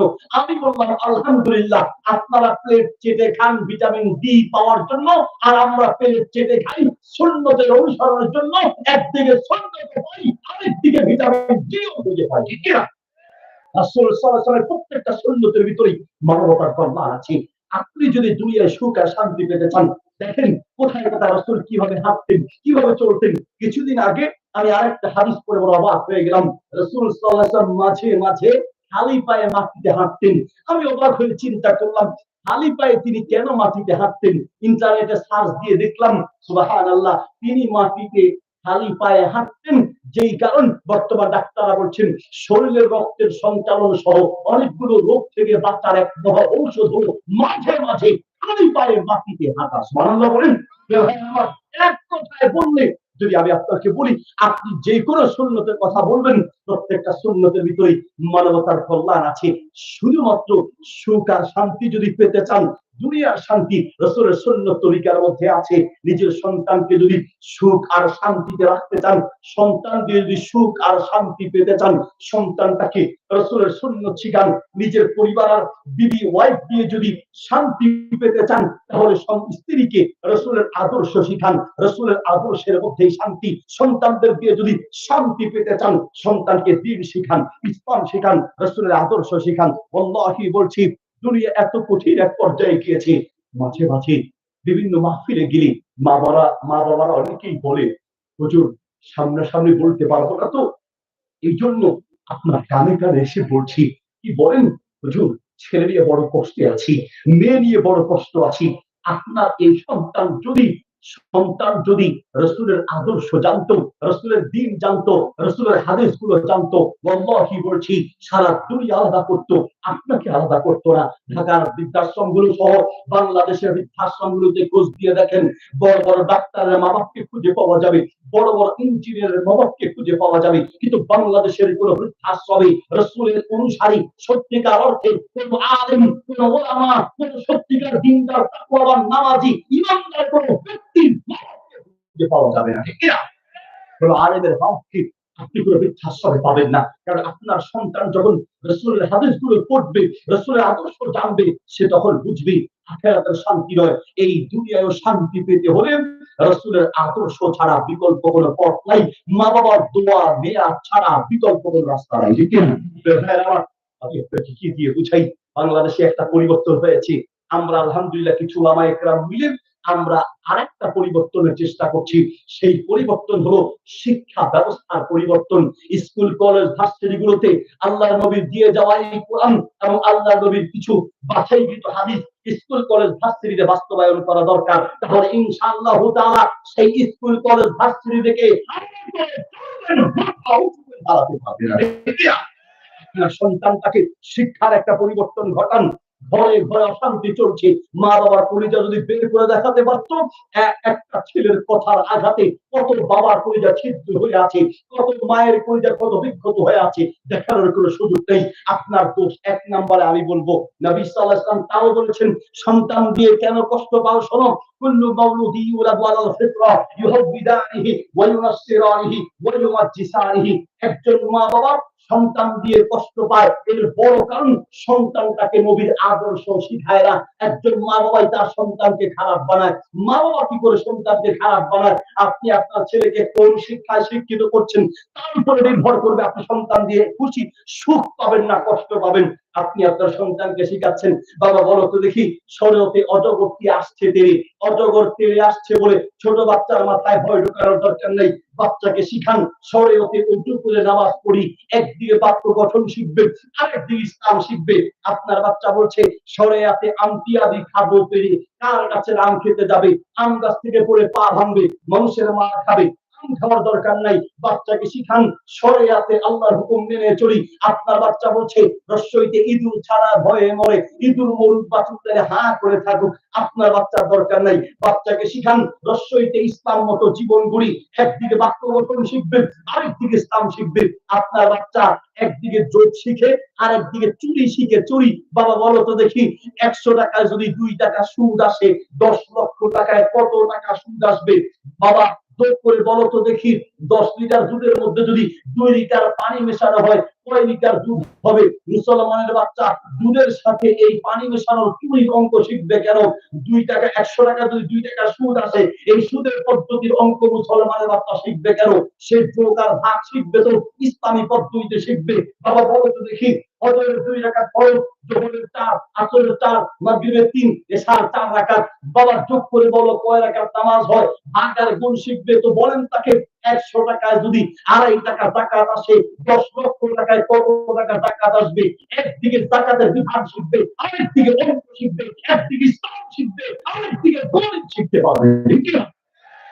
আপনি আপনার বাচ্চাকে কিছু কবিতা শিখান, জিন্দিগিতে কোনোদিন যেই কবিতা তার কোনো কাজে আসবে না, বরং মিথ্যা তথ্য দিয়ে ভরা কবিতা আপনি শিশু বাচ্চাদের মাথায় ঢুকায় দিচ্ছেন। হাতি মাটির টিম, তারা মাঠে পারে ডিম, তাদের মাথায় খাড়া দুটি শিং। হাতি মাটির টিম, মাথায় খাড়া দুটি শিং আছে, আবার ডিম পারে। জীবনে কোনোদিন দেখছেন? তাহলে এই বাচ্চা কি মনে করবে? গরু আর ছাগলের মাথায় শিং আছে, গরু আর ছাগলে মনে হয় ডিম দেয়, যদি মাথায় শিং থাকলে ডিম দেয়। এটা মিথ্যা তথ্য। হাঁস আর মুরগির মাথায় ডিম নেই, অথচ হাঁস আর মুরগির মাথায় শিং নেই, হাঁস আর মুরগি ডিম দেয়। মিথ্যা তথ্য শিখালেন। আবার এমন কিছু কবিতা শেখান, জিন্দিগিতে যেই কবিতা কোনো কাজে আসবে না। আপনি শিখাচ্ছেন ওই দেখা যায় তাল গাছ, ওই আমাদের গা, ওইখানেতে বাস করে কানা বগির ছাপ। ওই তুই খাস কি, পান্তা ভাত চাস কি, পান্তা আমি চাই না, পুঁটি মাছ পাই না, একটা যদি পাই অমনি ধরে ঠাকুর ঘুকুস খাই। এই কবিতা থেকে ঠাকুর ঘুকুস খাওয়া ছাড়া আপনার বাচ্চা শিখবেটা কি? আপনি আপনি ইচ্ছে করলে এই কবিতাগুলোকে চেঞ্জ করে আপনি তো বাচ্চাকে অন্যভাবেও শিখাতে পারেন। আমরা চেষ্টা করছি এরকম একটা পরিবর্তন, ইনশাআল্লাহ। আপনার বাচ্চাকে আপনি বলেন ওই দেখা যায় কবর, ওই আমাদের ঘর, ওইখানে যে থাকতে হবে অনেকগুলো বছর। ও কবর তুই চাস কি, নেককার লোক পাস কি, নেককার তেমন পাই না, বটকার আমি চাই না, একটা নেককার যদি পাই অমনি ধরে জান্নাতে পাঠাই। ঠিক না? একদিকে কবিতা শিখবে, আরেকদিকে ইসলাম শিখবে। সন্তানকে যদি রাসূলের আদর্শে আদর্শবান বানাতে হয়, আপনাকে আদর্শবান বাপ আর আদর্শবান মা হতে হবে। আপনি আপনার সন্তানকে কি শিখান? আমরা বাচ্চাকে ঘুমানোর সময় দোয়া শিখিয়ে ঘুমাই, ঘুম পাড়াই। মাদ্রাসার হুজুরে দোয়া শিখিয়ে ঘুম পাড়ায়। বাবা ঘুমানোর সময় ডান কাঁধ হয়ে রাসূল সাল্লাল্লাহু আলাইহি ওয়াসাল্লাম সুন্নাত তরিকায় দোয়া পড়ে ঘুমা। কোন দোয়া? আল্লাহুম্মা বিসমিকা আমুতু ওয়া ইয়া। ঘুম থেকে উঠার দোয়া বলো আলহামদুলিল্লাহিল্লাযী আহিয়ানা বা'দা মা মাতানা ওয়া ইলাইহিন নুশুর। আমরা দোয়া শিখাইলাম একটা, আপনি দোয়া শিখালেন আরেকটা। আপনি দোয়া শিখালেন কুত্তার বাচ্চা, ঘুমা, হারামি বাচ্চা। আপনার ঘুমের দোয়া হলো কুকুরের বাচ্চা, শুয়োরের বাচ্চা। ঠিক না? তাহলে বাচ্চা শিখবেটা কি? আপনার কাছ থেকে শিখে। আচ্ছা বলেন তো, বাচ্চারা যে দোয়া না শিখে গালি শিখে, এই যে গালিগুলো যে বাচ্চারা মাখা সহ দেয়, কোন স্কুলের বইতে মুখস্থ করে গালি শিখে, কোন মাদ্রাসার বইতে গালি আছে, তাহলে গালিগুলো কোথায় শিখে? তার মা, তার বাবা, অথবা তার পরিবার, সমাজের মানুষের মুখ থেকে সে গালি শিখে। ঠিক না? ছেলে আবার বাপরে বলতেছে দূর আমার কলা কিনলে না হোক। বাপ ছেলেকে রাখতেছে সালারপুর, ছেলে বাপরে সালারপুর। এক হুজুর শুনছে, হুজুরকে বাপরে বলতেছে বাজি কি তুই তারা হক আলার ফলা, এটা তোমার হক আলার ফলা, তোরা কে কার আলার ফলা ঠিক করো। বলছে যে তুমি বলছো সালারপুর, তোমার সালারপুর বলে, আসলে তোমরা কে কার সালারপুর ঠিক করো। বা এবার উল্টা হুজুরে শুরু করছে দূর আলার ফলা, তোমার চলে এসেছে। এবার হুজুরের গাড়ি শুরু করছে। তো এই যে এটা তো বলা যায়, এমন নবাব গোষ্ঠী তুলে দাঁড়িয়ে আছে যেগুলো মাইকে বলার কোনো সুযোগ নেই। আপনি বাবা, আপনি আপনার সন্তানটাকে নষ্ট করছেন। ভাই আমার, আপনাকে কি দিয়ে বোঝাই? পাওনাদার টাকা পাবে, আসতেছে, জানলা দিয়ে দেখছি, দেখে ছেলেকে ডাক দিয়ে বলছে বাবা তোমার আঙ্কেল আসতেছে, তোমার আঙ্কেল টাকা পাবে তো? তোমার আঙ্কেল কি দরজা খুলে বলবা আমার আব্বা ঘরে নেই। এই যে একটা মিথ্যা কথা, ছেলেটাকে কে শিখালো? বাবা বলছে ঘরে নাই। বলছে বাবা কোথায়? ঘরের মধ্যে। ছেলে ছোট্ট মানুষ, ঘরের দরজা খুলছে, পাওনাদার আসছে, জিজ্ঞেস করছে তোমার বাবা কোথায়? বলছে আমার আব্বা বলছে, আমার আব্বা বলে নেই। তোর আব্বা বলে। কে শিখাই বাচ্চাটাকে মিথ্যা? আপনি রাতে ঘুমানোর সময় আপনার ছেলেকে বলছেন, বাবা তাড়াতাড়ি ঘুমাও, সকালে উঠে স্কুলে যেতে হবে। বাবা তাড়াতাড়ি ঘুমাও, সকালে ইংরেজি পড়তে হবে। বাবা তাড়াতাড়ি ঘুমাও, সকালে অঙ্কের টিচার আসবে। বাবা তাড়াতাড়ি ঘুমাও, সকালে তোমাকে প্রাইভেটে যেতে হবে। আপনি অযোগ্য মা বাবা, আপনার সন্তানকে আপনি বললেন সকালে অঙ্ক পড়তে হবে, ইংরেজি পড়তে হবে, স্কুলে যেতে হবে, প্রাইভেটে যেতে হবে। আপনি অযোগ্য মা বাবা, এক বলেন নাই বাবা তাড়াতাড়ি ঘুমাও, সকালে করতে হবে, ঠিক না? একবার আপনি বলেন নাই। বুকে হাত দিয়ে বলেন তো, এখানে যতজন বাপ আছেন, আপনি নিজের বুকে হাত দিয়ে বলেন, আপনার ছেলে প্রাইভেটে যায় কিনা আপনি খোঁজ দেন। আপনার ছেলে স্কুলে ঠিক মতো যায় কিনা আপনি খোঁজ দেন। আপনার ছেলেটা মসজিদে ঠিক মতো যায় কিনা আপনি ওই দিন ইমাম সাহেবকে জিজ্ঞেস করেছেন। স্কুলের স্যারকে ফোন দিয়ে জিজ্ঞেস করেন, আমার ছেলে স্কুলে ঠিক মতো যায় নাকি অন্যদিকে যায়। প্রাইভেটের টিচারকে ফোন দিয়ে খোঁজ দেন। মাস শেষে বেতন দেওয়ার সময় খোঁজ দেন যে আমার ছেলে ঠিক মতো প্রাইভেটে আসে কিনা। একদিনে তো ইমাম সাহেবকে জিজ্ঞেস করেন, হুজুর আমার ছেলেটা ঠিক মতো নামাজ পড়তে আসে কিনা, একদিনও খোঁজ দেন নেই। উল্টো নিজে কোন রকম নামাজ পড়লেও সন্তানটাকে ঘুম বানায় রাখেন। এক মুফতি সাহেবকে গিয়ে এক মা বলছে, মুফতি সাহেব আমি অনেক চেষ্টা করি, আমার বাচ্চাটাকে আমি ঘুম থেকে উঠাইতে পারি না।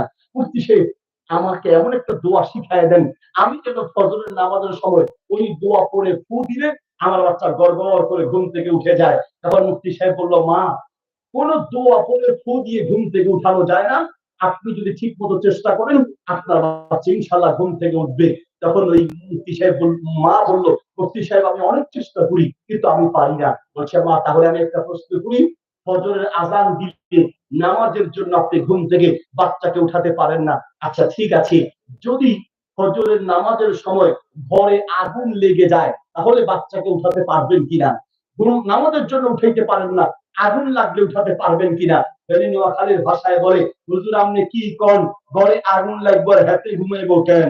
হাতে এমন টান দিও হাতের বাপ দাদা 14 ঘুমাতে নুড়ি যাবো, তাস করে নুড়ি যাবো। অনেক বাপরে বাপ, আজান দিলে নামাজের জন্য উঠাতে পারেন না, কিন্তু ঘরে আগুন লাগলে উঠাতে পারবেন। বুঝতে হবে আপনি মা আর বাবা আপনার চেষ্টার অভাব আছে, দেখি না?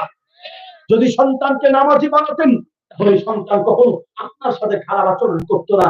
বিশ্বাস করেন, সন্তানকে নামাজি বানান। নামাজি ব্যক্তির শান্তি শুধু আখিরাতে নয়, এই দুনিয়াতে শান্তি আছে। ইন্টারনেটে সার্চ দেন, থমাস ক্লেইটন ব্যায়ামের উপর একজন ডিগ্রিধারী ব্যক্তি, থমাস ক্লেইটন, তিনি ইসলাম গ্রহণ করেছেন শুধুমাত্র নামাজের দৃশ্য দেখে। এক মুসলিম দেশে গেলেন, জানালা দিয়ে দেখা যাচ্ছে এক ইমাম সাহেব নামাজ পড়াচ্ছে। থমাস ক্লেইটন দীর্ঘক্ষণ তাকিয়ে থেকে আসরের নামাজ শেষ হলো, ইমাম সাহেব ইশারা দিয়ে ডাকলেন, ইমাম সাহেব আসলো। বলছে, ভাই আমি ব্যায়ামের উপরে ডিগ্রিধারী একজন লোক, জীবনে বহু ব্যায়াম নিয়ে গবেষণা করেছি, আপনি যেই পদ্ধতির ব্যায়াম করালেন এত সুন্দর ব্যায়াম তো কোথাও দেখি নাই। কোমরের ব্যায়াম, আবার ঘাড়ের ব্যায়াম, মানে রুকু সেজদা সহ আপনি যে এত সুন্দর ব্যায়াম করালেন, আবার পিছনের লোকগুলো কত ট্রেনিং প্রাপ্ত, একেবারে একেবারে একসাথে এক আওয়াজে সবাই দেখলাম ব্যায়াম করছে, এই ব্যায়াম আপনি কোথায় শিখলেন? ইমাম সাহেব বললেন, এটা তো আমাদের নবী মুহাম্মদ সাল্লাল্লাহু আলাইহি ওয়াসাল্লাম আমাদেরকে শিখিয়েছেন। তো এই ব্যায়ামের নাম কি? বললেন, নাম হচ্ছে সালাত, নামাজ। সালাত, আমি সালাত আদায় করেছি। আসলে এটা ব্যায়াম নয়, এটা ইসলাম ধর্মের ইবাদত। কি বলেন, কোন ধর্মে এত সুন্দর ইবাদত থাকতে পারে? সর্বশেষ তিনি শুধুমাত্র এই নামাজের উপরে গবেষণা করে ইসলাম গ্রহণ করে মুসলমান হয়ে গেলেন। সন্তান দিয়ে শান্তি পেতে চান, সন্তানকে নামাজি বানানোর চেষ্টা করেন। রাসূল সাল্লাল্লাহু আলাইহি ওয়াসাল্লাম উম্মত দাবি করতে চাচ্ছেন, আপনি যদি কিয়ামতের মাঠে রাসূলের উম্মত হিসেবে স্বীকৃতি পেতে চান, আপনার শিরক থেকে মুক্ত থাকতে হবে। 2, আপনার জীবনটাকে সুন্নত করে চালাতে হবে। 3 নাম্বার হচ্ছে কিয়ামতের মাঠে সর্বপ্রথম হিসাব হবে নামাজের। নামাজের হিসাবে যদি ধরা খেয়ে যান, আপনাকে আল্লাহ নবী উম্মত হিসেবে স্বীকৃতি দিবে না, ঠিক না? কোন বেনামাজি আল্লাহর রাসূলের উম্মত হতে পারে না। নবী সাল্লাল্লাহু আলাইহি ওয়াসাল্লাম বলেন, শোনো, বুখারী শরীফের প্রথম খণ্ডের 56 নম্বর পৃষ্ঠায় হাদিস আছে, মিশকাতুল মাসাবিহের 12 নম্বর পৃষ্ঠায় আল্লাহর নবী বলেন, মান সাল্লা সালাতানা ওয়াস্তাকবালা কিবালাতানা ওয়া আকালা যাবিহাতানা ফাযালিকাল মুসলিম। মুসলমান হলো ওই ব্যক্তি, আমার উম্মত ওই ব্যক্তি যে ব্যক্তি নামাজ পড়ে। নামাজ না পড়লে সে আল্লাহর নবীর উম্মত হতে পারে না। ভাই আমার আল্লাহ তাআলা বলেন, ইন্না ইনসানা লিরাব্বিহি লাকানুন। মানুষের চেয়ে নিমক হারাম কোনো জাতি নেই। মানুষের চেয়ে নিমক হারাম মানুষের চেয়ে বেঈমান, মানুষের চেয়ে প্রতারক কোনো জাতি পৃথিবীতে আরেকটা নেই, ঠিক কিনা? কেমনে বুঝলেন? আপনি আমি যে রিমো খারাপ বুঝলেন কি করে? আল্লাহ বলে, বান্দা তুমি কত বড় রিমো খারাপ জানো? নামাজের জন্য ডাকলে বলে, হুজুর আমি সময় পাই না, কাজে কামে থাকি তো সময় পাই না। কাকে বলছেন সময় পান না? যেই আল্লাহ আপনাকে সময় দিয়েছে, ওই আল্লাহর জন্য যদি আপনি নামাজের সময় না পান, যিনি সময় দিয়েছেন তার ইবাদতের জন্য যদি সময় আপনার না থাকে, আপনি মানুষ হতে পারেন নাই, আপনার চেয়ে দ্বিতীয় কারণ কেউ হতে পারে না, ঠিক না? রাতের বেলা তো আপনি গিয়েছেন, আল্লাহ বলে, বান্দা ওয়াজআলনা নাওমাকুম সুবাতা, তুমি চাইলে ঘুমাতে পারো না। পৃথিবীর কোন মানুষের হাতে ঘুম আছে? ঘুম দেয় কে? দেয় কে? আল্লাহ। শোনেন, পৃথিবীর বহু মানুষ ঘুমের ঔষধ খায়, তাও ঘুম নাই। ঘুমের ঔষধ খায়, তাও ঘুমাইতে পারে না। আল্লাহ বলেন, বান্দা ওয়াজআলনা নাওমাকুম সুবাতা, আমি আল্লাহ তোমাকে দয়া করে হারাম করে, দয়া করে ভালোবেসে আমি তোমাকে ঘুম বানিয়ে দিয়েছি। রাতের বেলা চাইলে ব্রেন স্ট্রোক করে দিত, হসপিটালে যাওয়া লাগতো। ব্রেনটাকে ঘুরে দিত, আপনার মানসিক হসপিটালে যাওয়া লাগতো। পেটে ডিস্টার্ব শুরু করে দিত, বাথরুমে যাওয়া লাগতো। আল্লাহ বলে, না বান্দা, আমি আল্লাহ তোমাকে দয়া করে, মায়া করে ঘুম বানিয়ে দিয়েছি। আমি তোমাকে রাতের বেলা ঘুমাতে গেলে 11টা 12টা 1টা 2টা 3টা 4টা 5টা 7 ঘন্টা আল্লাহ আপনাকে আরাম করে ঘুম বানিয়ে দিয়েছেন। আল্লাহ বলে, বান্দা আমি আল্লাহ তোমাকে 8 ঘন্টা আরাম দিলাম। 8 ঘন্টা পরে তুমি আমার জন্য শুধুমাত্র 20 মিনিট ফজরের নামাজ পড়বে, সেই 20 মিনিট আমাকে দিতে পারো নাই। আমি তোমাকে 7 ঘন্টার আরাম দিয়েছি, আর আমাকে যদি 20 মিনিট নামাজের জন্য দিতে না পারো, তুমি মানুষ হতে পারো নাই। দিনও খারাপ কেন হতে পারে? নামাজ না পড়ে আপনি ঘুমান কি করে? নামাজ না পড়ে যে ঘুমায়, সে কখনো রসুলের উম্মত হতে পারে না। তার চেয়ে দেব খারাপ পৃথিবীর আর কেউ হতে পারে না। আমাকে নবমুসলিম বলছি, নবমুসলিম হুজুর আপনাদের মাহফিলে গিয়ে আমাদের লজ্জা লাগে। কেন ভাই কেন? হুজুর, যেই মুসলমান বিশ্বাস করে তার একজন মালিক আছে, যে মুসলমান বিশ্বাস করে তার একজন রব আছে, যে মুসলমান বিশ্বাস করে যে আল্লাহ তাকে খাওয়ায়, যে আল্লাহ তাকে বাঁচিয়ে রেখেছে, যে আল্লাহ জীবিত আছে, আল্লাহর সামনে সেজদা দেওয়ার জন্য যদি ওয়াজ করা লাগে, তো এর চাইতে দুঃখের বিষয় আর কিছু হতে পারে না, ঠিক কিনা? মুসলমান আপনাকে ওয়াজ করে বুঝাইতে হয় যে নামাজ পড়তে হবে, হুজুর সময় পাই না, কামে কাজে ব্যস্ত থাকি। আল্লাহ এই 5 আঙ্গুলের মাঝে সেটিং করে দিয়েছেন, কতক্ষণ নামাজ পড়বেন, কতক্ষণ কাজ করবেন, এই হাতের মাঝে ফিট করে দিয়েছেন। ফজর থেকে জোহর লম্বা সময়ে কাজ করবেন, জোহর করতে যাবেন। জোহর থেকে আসর এখানের তুলনায় সময় একটু কম, এই সময় কাজ করবেন। আসর করতে যাবেন, আসর থেকে মাগরিব এখানের তুলনায় সময় একটু কম, এই সময়ে কাজ করবেন। মাগরিব করতে যাবেন, মাগরিব থেকে এশা এখানের তুলনায় সময় একটু বেশি, এই সময় কাজ করবেন। এশা করতে যাবেন, এশা থেকে ফজর পর্যন্ত, এশা থেকে ফজর পর্যন্ত লম্বা সময় আল্লাহ দিয়েছেন। এই লম্বা সময়, সবচেয়ে লম্বা সময় রাতের সময়, ফজর এশা থেকে ফজর পর্যন্ত এই লম্বা সময়ে ঘুমাবেন, ঘুম থেকে উঠে আবার নামাজ পড়তে যাবেন, ঠিক কিনা? এরপরেও যদি আপনি বলেন সময় নেই, তো আপনার চেয়ে দিবো খারাপ কেউ হতে পারে? প্রিয় ভাইয়েরা, প্রিয় বাবারা, বলতে চাচ্ছিলাম রাসূলের প্রকৃত উম্মত হিসেবে কিয়ামতের মাঠে যদি উঠতে হয়, আপনাকে নামাজি হতে হবে, নামাজি। প্রিয় ভাই, কি দিয়ে বুঝাই? আসুন জীবনটাকে নবী মুহাম্মদ রাসূলুল্লাহ সাল্লাল্লাহু আলাইহি ওয়াসাল্লামের তরিকা মতো সাজানোর চেষ্টা করি। রাসূল যা যা করেছেন করব, রাসূল যা নিষেধ করেছেন তা থেকে বেঁচে থাকবো। রাজি আছেন ইনশাআল্লাহ? আমার মাহফিলের শেষে আমি 2টা কাজ করি, একটু সময় দিবেন? একজন এখন উঠবেন, রাজি আছেন ইনশাআল্লাহ? এতক্ষণ যা বলেছি তার চাইতে গুরুত্বপূর্ণ কথা কয়েক মিনিট বলে কয়েকটা প্রশ্ন আছে, এই প্রশ্নগুলোর উত্তর দিয়ে আলোচনা শেষ করবো ইনশাআল্লাহ। আমার যে কোনো মাহফিলের শেষে আমি গুনে গুনে কিছু আমলের কথা বলি। আমলগুলো অল্প, মানে অল্প সময় লাগবে। কুয়াশা এমন পড়ছে যে চশমা পর্যন্ত ইয়ে হয়ে যাচ্ছে, আপনাদের কষ্ট হচ্ছে, ছেড়ে দিব নাকি? কয়েক মিনিট শুধু সময় দিবেন।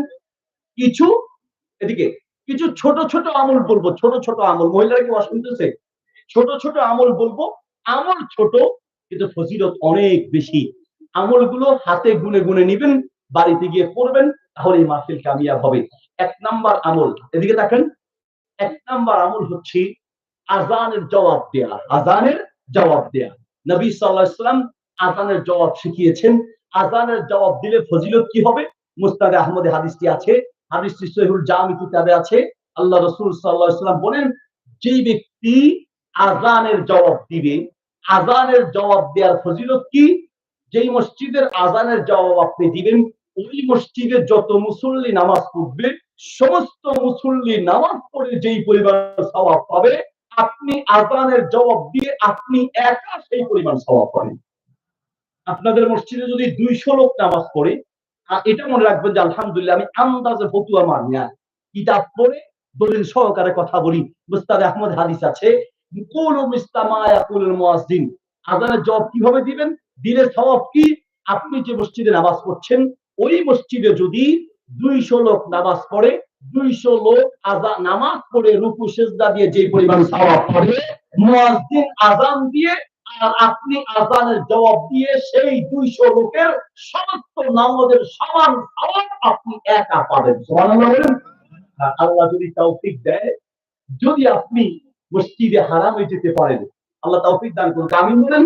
মসজিদে হারামে একসাথে 30-40 লক্ষ মানুষ নামাজ পড়ে, 30-40 লক্ষ মানুষ নামাজ পড়ে যে পরিমাণ সওয়াব পাবে, আপনি মসজিদে হারামের আজানের জবাব দিয়ে আপনি একা 30-40 লক্ষ মানুষের নামাজের সমান সওয়াব আপনি একা পাবেন। আল্লাহ তৌফিক দান করুক, যাওয়ার আমিন বলেন। টাকা নাই, পয়সা নেই, শরীরের শক্তি নাই, বয়স হয়ে গেছে, যাবো কি করে? আমি বলি মসজিদে হারামে যেতে, হজ উমরা যেতে টাকা লাগে না, শক্তি লাগে না, কলিজার টান থাকলেই সম্ভব হয়। কলিজার টান থাকলেই সম্ভব হয়। নবী সাল্লাল্লাহু আলাইহি ওয়াসাল্লাম বলেন, বুখারীর হাদিস, মিশকাতে আছে, মুসনাদে আহমদে আছে, ইন্নাল্লাহা লা ইয়ানজুরু ইলা সুওয়ারিকুম ওয়ালা ইলা আজসামিকুম ওয়ালাকিন ইয়ানজুরু ইলা কুলুবিকুম ওয়া আমালিকুম। আল্লাহ বলেন, আমি তোমাদের অন্তরের দিকে তাকাই, তোমাদের আমলের দিকে তাকাই, চেহারা আর শরীরের গঠনের দিকে তাকাই না। ইন্টারনেটে আপনি লিখে সার্চ দিন, হাসান আব্দুল্লাহ, আফ্রিকার ঘানার একটা লোক, এত গরিব ছিল, এই যে কুয়াশা পড়তো, এই কুয়াশার পানিতে ঘর ভিজে যেত, চাল ঠিক করবে সেই টাকা তার নাই, কিন্তু কলিজায় বাইতুল্লাহর প্রতি একটা টান আর ভালোবাসা ছিল। একদিন সে তার ঘরের সামনে, ভাঙা ঘর, ঘরের সামনে দাঁড়িয়ে আছে। তুরস্কের একদল লোক একটা ভিডিও তৈরি করার জন্য তার এলাকায় গেলেন। ভিডিও তৈরি করার জন্য একটা ড্রোন ক্যামেরা নিয়ে গেলেন। ড্রোন ক্যামেরা মানে এই ক্যামেরাগুলো বসে রেকর্ড করে, আর ড্রোন ক্যামেরা হচ্ছে উড়ে উড়ে রেকর্ড করে। তো ওই ড্রোন ক্যামেরা রেকর্ড করতে গিয়ে একটা পর্যায়ে প্রচন্ড বাতাসের নিচে পড়ে গেল। সেই হাসান আব্দুল্লাহ সাহেব দৌড়ে গিয়ে ক্যামেরাটা হাতে নিয়ে তারপরে দাঁড়িয়ে আছেন। তুরস্কের সেই লোকগুলো মোবাইল দিয়ে খুঁজে খুঁজে এই ক্যামেরার কাছে চলে আসলো। এসে হাসান আব্দুল্লাহ সাহেবের কাছ থেকে ক্যামেরাটা নিলেন আর বললেন, ভাই আপনাকে আমরা পুরস্কার দিতে চাই, এত দামি ক্যামেরাটা আপনি বাঁচিয়ে দিয়েছেন, আচ্ছা বলেন আপনাকে কি দিয়ে পুরস্কৃত করতে পারি? হাসান আব্দুল্লাহ সাহেব বলল, ভাই আমার একটা চাওয়া আছে। কি চাওয়া বলেন? ভাই এই যে ছোট্ট ক্যামেরাটা দেখলাম আকাশে উঠছে, এর চেয়ে বড় কোনো ড্রোন আছে কিনা, যেটার উপরে আমি উঠে বসলে আমাকে নিয়ে উঠতে পারবে? লোকগুলো, তুরস্কের লোকগুলো শুনে মুচকি হেসে দিয়ে বলল, এই বুড়ো বয়সে আপনার এই উড়ার শখ হলো কেন? হাসান আব্দুল্লাহ সাহেব চোখের পানি ছেড়ে দিয়ে বলল, ভাই আমি আসলে উড়ার জন্য বলি নাই, আমি যখনই বাইতুল্লাহর কথা শুনি আমার কলিজা থরথর করে কেঁপে উঠে, আমার মন চায় যদি কাবাকে সামনে রেখে একটু সিজদা দিতে পারতাম, একটু কাবাকে সামনে রেখে আল্লাহর সামনে সিজদায় পড়ে চোখের পানিতে বুকটা ভাসাতে পারতাম। আমার বারবার মন চায় আমি একটু বাইতুল্লাহর কাছে যাই, কিন্তু আমার তো টাকা পয়সা নাই। একটা ড্রোন যদি পেতাম, এটার উপরে উঠে বসে আমাকে একটু পাঠায় দিতেন, ফিরে আনার দরকার নাই, আমি একটু বাইতুল্লাহর কাছে যেতে চাই। লোকগুলো তার কথা মোবাইলে রেকর্ড করে ইন্টারনেটে ছেড়ে দিলেন। ইন্টারনেটের লক্ষ লক্ষ ব্যবসায়ী দাঁড়িয়ে গেলেন, খুঁজতে লাগলেন তার ঠিকানা। ঠিকানা দেন, আমরা তার হজ উমরা করাবো। এই আল্লাহর পাগলের হজ উমরা আমরা করাবো। তুরস্কের সরকার ঘোষণা দিল, না এই লোকের দায়িত্ব কারো হাতে তুলে দেওয়া যাবে না। তুরস্কের সরকার সরকারি সম্মান, সরকারি খরচ দিয়ে, সরকারি সম্মান দিয়ে হজ করিয়ে আবার সরকারি খরচ, সরকারি সম্মান দিয়ে বাড়িতে পৌঁছে দিয়েছেন। এক পয়সা খরচ হয় নাই, টাকা পয়সা অর্থ সম্পদ লাগে না, থাকলেই সম্ভব হয়। নাম্বার এক, আজানের জবাব দেয়া। কিভাবে দিবেন? আমাদের দেশে আজানের জবাব দেয়, মহিলারা বলে মাথায় কাপড় দিয়ে আজান দিছে, আজান দিছে মাথায় কাপড় দেয়। মাথায় কাপড় দিলেই কি আজানের জবাব হয়ে যায়? না, কাপড় সব সময় রাখতে হবে, খালি আজানের সময় নয়। এরপরে টিভি দোকানগুলোতে সিনেমা চলে, সাউন্ড কমা, আজান দিছে সাউন্ড কমা। এদিকে সিনেমা দেখছে আর সাউন্ড কমায় দিছে। তাহলে সাউন্ড কমালে কি আজানের হক আদায় হলো? না, আজান শুনে মসজিদে গিয়ে নামাজ পড়ে এটা আজানের ১ নম্বর হক। আর ২ নম্বর হচ্ছে আজানের জবাব দেয়া। কিভাবে জবাব দিবেন? নবী সাল্লাল্লাহু আলাইহি ওয়াসাল্লাম বলেন, কুলু মিসলা মা ইয়াকুলুল মুয়াজ্জিন। মুয়াজ্জিন যা বলে আপনিও তা বলবেন। মুয়াজ্জিন যা যা বলবে আজানে আপনিও তা তা বলবেন। শুধু পরিবর্তন হবে ২ জায়গায়। হাইয়া আলাস সালাহ আর হাইয়া আলাল ফালাহ। এই ২ জায়গায় বলবেন লা হাওলা ওয়ালা কুওয়াতা ইল্লা বিল্লাহ। মুয়াজ্জিন বলবে আল্লাহু আকবার, আপনি বলবেন আল্লাহু আকবার। মুয়াজ্জিন বলবে আশহাদু আল্লা ইলাহা ইল্লাল্লাহ, আপনি বলবেন আশহাদু আল্লা ইলাহা ইল্লাল্লাহ। মুয়াজ্জিন বলবে আশহাদু আন্না মুহাম্মাদুর রাসূলুল্লাহ, আপনি বলবেন আশহাদু আন্না মুহাম্মাদুর রাসূলুল্লাহ। মুয়াজ্জিন বলবে হাইয়া আলাস সালাহ, আপনি বলবেন লা হাওলা ওয়ালা কুওয়াতা ইল্লা বিল্লাহ। মুয়াজ্জিন বলবে হাইয়া আলাল ফালাহ, আপনি বলবেন লা হাওলা ওয়ালা কুওয়াতা ইল্লা বিল্লাহ। মুয়াজ্জিন বলবে আল্লাহু আকবার, আপনি বলবেন আল্লাহু আকবার। মুয়াজ্জিন বলবে লা ইলাহা ইল্লাল্লাহ, আপনি বলবেন লা ইলাহা ইল্লাল্লাহ। তাহলে শুধু পরিবর্তন হবে হাইয়া আলাস সালাহ আর হাইয়া আলাল ফালাহ। কি বলতে হবে? লা হাওলা ওয়ালা কুওয়াতা ইল্লা বিল্লাহ। ১ নাম্বার ফজিলতপূর্ণ আমল হলো আযানের জবাব দেয়া। ২ নাম্বার ফজিলতপূর্ণ আমল হলো তাহাজ্জুদের নামাজ পড়া। প্রিয় ভাইয়েরা আমার, অনেক যুবক আছে হয়তো বছরের পর বছর চলে যায় তাহাজ্জুদের নামাজ পড়তে পারেন না। শেষ রাতে তাহাজ্জুদ পড়বেন। শেষ রাতে না পারলে এশারের নামাজের পরে ঘুমাতে ঘুমাতে ১০টা ১১টা ১২টা বেজে যায়। এশারের নামাজের পরে ঘুমানোর আগেও তাহাজ্জুদ পড়লে তাহাজ্জুদের সওয়াব পাওয়া যাবে। কিন্তু অরিজিনাল ফজিলত পাওয়া যায় শেষ রাতে পড়লে। তাহাজ্জুদের নামাজের ফজিলত কি? নবী সাল্লাল্লাহু আলাইহি ওয়াসাল্লাম বলেন, নুতলাদাতুল লিদাই আনিল জিসমি। আমার কথা শুনে এই হাদিসের উপর বিশ্বাস করে আমল করে দেখেন, ইনশাআল্লাহ অবশ্যই আপনি পরিবর্তন পাবেন। রাসূল সাল্লাল্লাহু আলাইহি ওয়াসাল্লাম বলেন, শরীরের সমস্ত রোগ থেকে বাঁচার মহা ঔষধের নাম হচ্ছে তাহাজ্জুদের নামাজ। আল্লাহু আকবার। যে রোগের ঔষধ পৃথিবীতে নাই, যে রোগের ডাক্তার তৈরি হয় নাই, যে রোগের হসপিটাল তৈরি হয় নাই, এমন সমস্ত রোগের ঔষধ তাহাজ্জুদের নামাজের মধ্যে আছে। আরো অনেক ফজিলত আছে। মানহাতুন আনিল ইসমি। গুনাহ থেকে বাঁচার জন্য অন্তরে তাকওয়ার শক্তি দরকার। নাহলে গুনাহ থেকে আপনি বাঁচতে পারবেন না। সুদের টাকার বান্ডিল আসলে তখন আপনার মন ঘুরে যাবে। ঘুষ খাবেন না নিয়ত করেছেন, তাকওয়ার শক্তি দুর্বল হলে টাকার বান্ডিল দেখলে চেহারা পাল্টে যাবে। অবৈধ সম্পর্ক, হারাম রিলেশন রাখবেন না নিয়ত করেছেন, কিন্তু মিস কল আসলে মেসেজ দেখলেই আপনার নিয়ত পাল্টে যাবে। যদি তাকওয়ার শক্তি কম থাকে, তাকওয়ার শক্তি বাড়াতে হবে। তাকওয়ার শক্তি কাকে বলে? ওমর রাদিয়াল্লাহু আনহু পাহাড়ের পাশ দিয়ে যাচ্ছেন, যাওয়ার সময় এক রাখালকে দেখলেন অনেকগুলো ছাগল চড়াচ্ছে। রাখালকে ডাক দিয়ে বলেন, ইয়া রাইয়াল গানাম, হে ছাগলের রাখাল, শোনো তো, একটা ছাগল আমাকে দাও, বিনিময়ে আমি তোমাকে অনেকগুলো টাকা দিব। সে রাখাল বলল, ইন্নী রাইউল গানাম লাস্তু বিমালিকিল গানাম। আমি তো শুধুমাত্র সামান্য ছাগলের রাখাল, আমি তো ছাগলের মালিক নই, আমি বিক্রি করতে পারবো না। তোমার মালিক কোথায়? অনেক দূরে আছে। ওমর রাদিয়াল্লাহু আনহু পরীক্ষা করার জন্য বলছেন, শোনো, আমি কিছু টাকা দিই, আমাকে একটা ছাগল দিয়ে দাও, মালিককে গিয়ে একটা বুঝ দিয়ে দিলেই তো চলবে। মালিককে বলবো বাঘ খেয়ে ফেলেছে, হারিয়ে গিয়েছে, একটা বুঝ দিয়ে দিবা। তখন সে রাখাল বলছে, তাকওয়া কাকে বলে দেখেন। বলছে, আপনি ঠিক বলেছেন, আমি আপনাকে বুঝ দিতে পারবো, আমি আমার মালিককে বুঝ দিতে পারবো, আমি সারা দুনিয়ার মানুষকে বুঝাতে পারবো। আইন আল্লাহ, আইন আল্লাহ, আমার যে আল্লাহ আমার দিকে তাকিয়ে আছেন, ওই আল্লাহকে বুঝ দিব কি দিয়া? আমি সারা দুনিয়ার মানুষকে বোঝাতে পারবো, কিন্তু আমার মালিক আল্লাহকে বুঝাবো কি দিয়ে? এর নাম হচ্ছে তাকওয়ার শক্তি। মানহাতুন আনিল ইসমি। শরীরের অন্তরের তাকওয়ার শক্তি বাড়ে তাহাজ্জুদের নামাজের মাধ্যমে। মাকরাবাতুল ইলা রাব্বিকুম, আল্লাহর খুব নৈকট্য অর্জন করা যায় তাহাজ্জুদের নামাজের মাধ্যমে। মাগফিরাতুল লিসাইয়্যাত, গুনাহ সবচেয়ে বেশি মুছে যায় তাহাজ্জুদের নামাজের মাধ্যমে। আর আমার কাছে তাহাজ্জুদের নামাজের সবচেয়ে ফজিলত মনে হয় যে হাদিসটা, তা হচ্ছে নবী সাল্লাল্লাহু আলাইহি ওয়াসাল্লাম বলেছেন, বান্দা যখন তাহাজ্জুদের নামাজে দাঁড়ায়, আকাশ থেকে ফেরেশতারা দুনিয়াতে তাকে পূর্ণিমার চাঁদের মতো ঝলমল ঝলমল দেখতে থাকে। রাসূল সাল্লাল্লাহু আলাইহি ওয়াসাল্লাম বলেন, বান্দা যখন তাহাজ্জুদের নামাজে দাঁড়ায়, আল্লাহ তার দিকে তাকিয়ে থেকে মুস্কি হাসতে থাকে। এর চেয়ে বড় কথা কি যে আপনি তাহাজ্জুদের নামাজে দাঁড়াবেন আর আপনার দয়াময় মালিক, আপনার রব আপনার দিকে তাকায়া হাসতে থাকবে। আল্লাহু আকবার।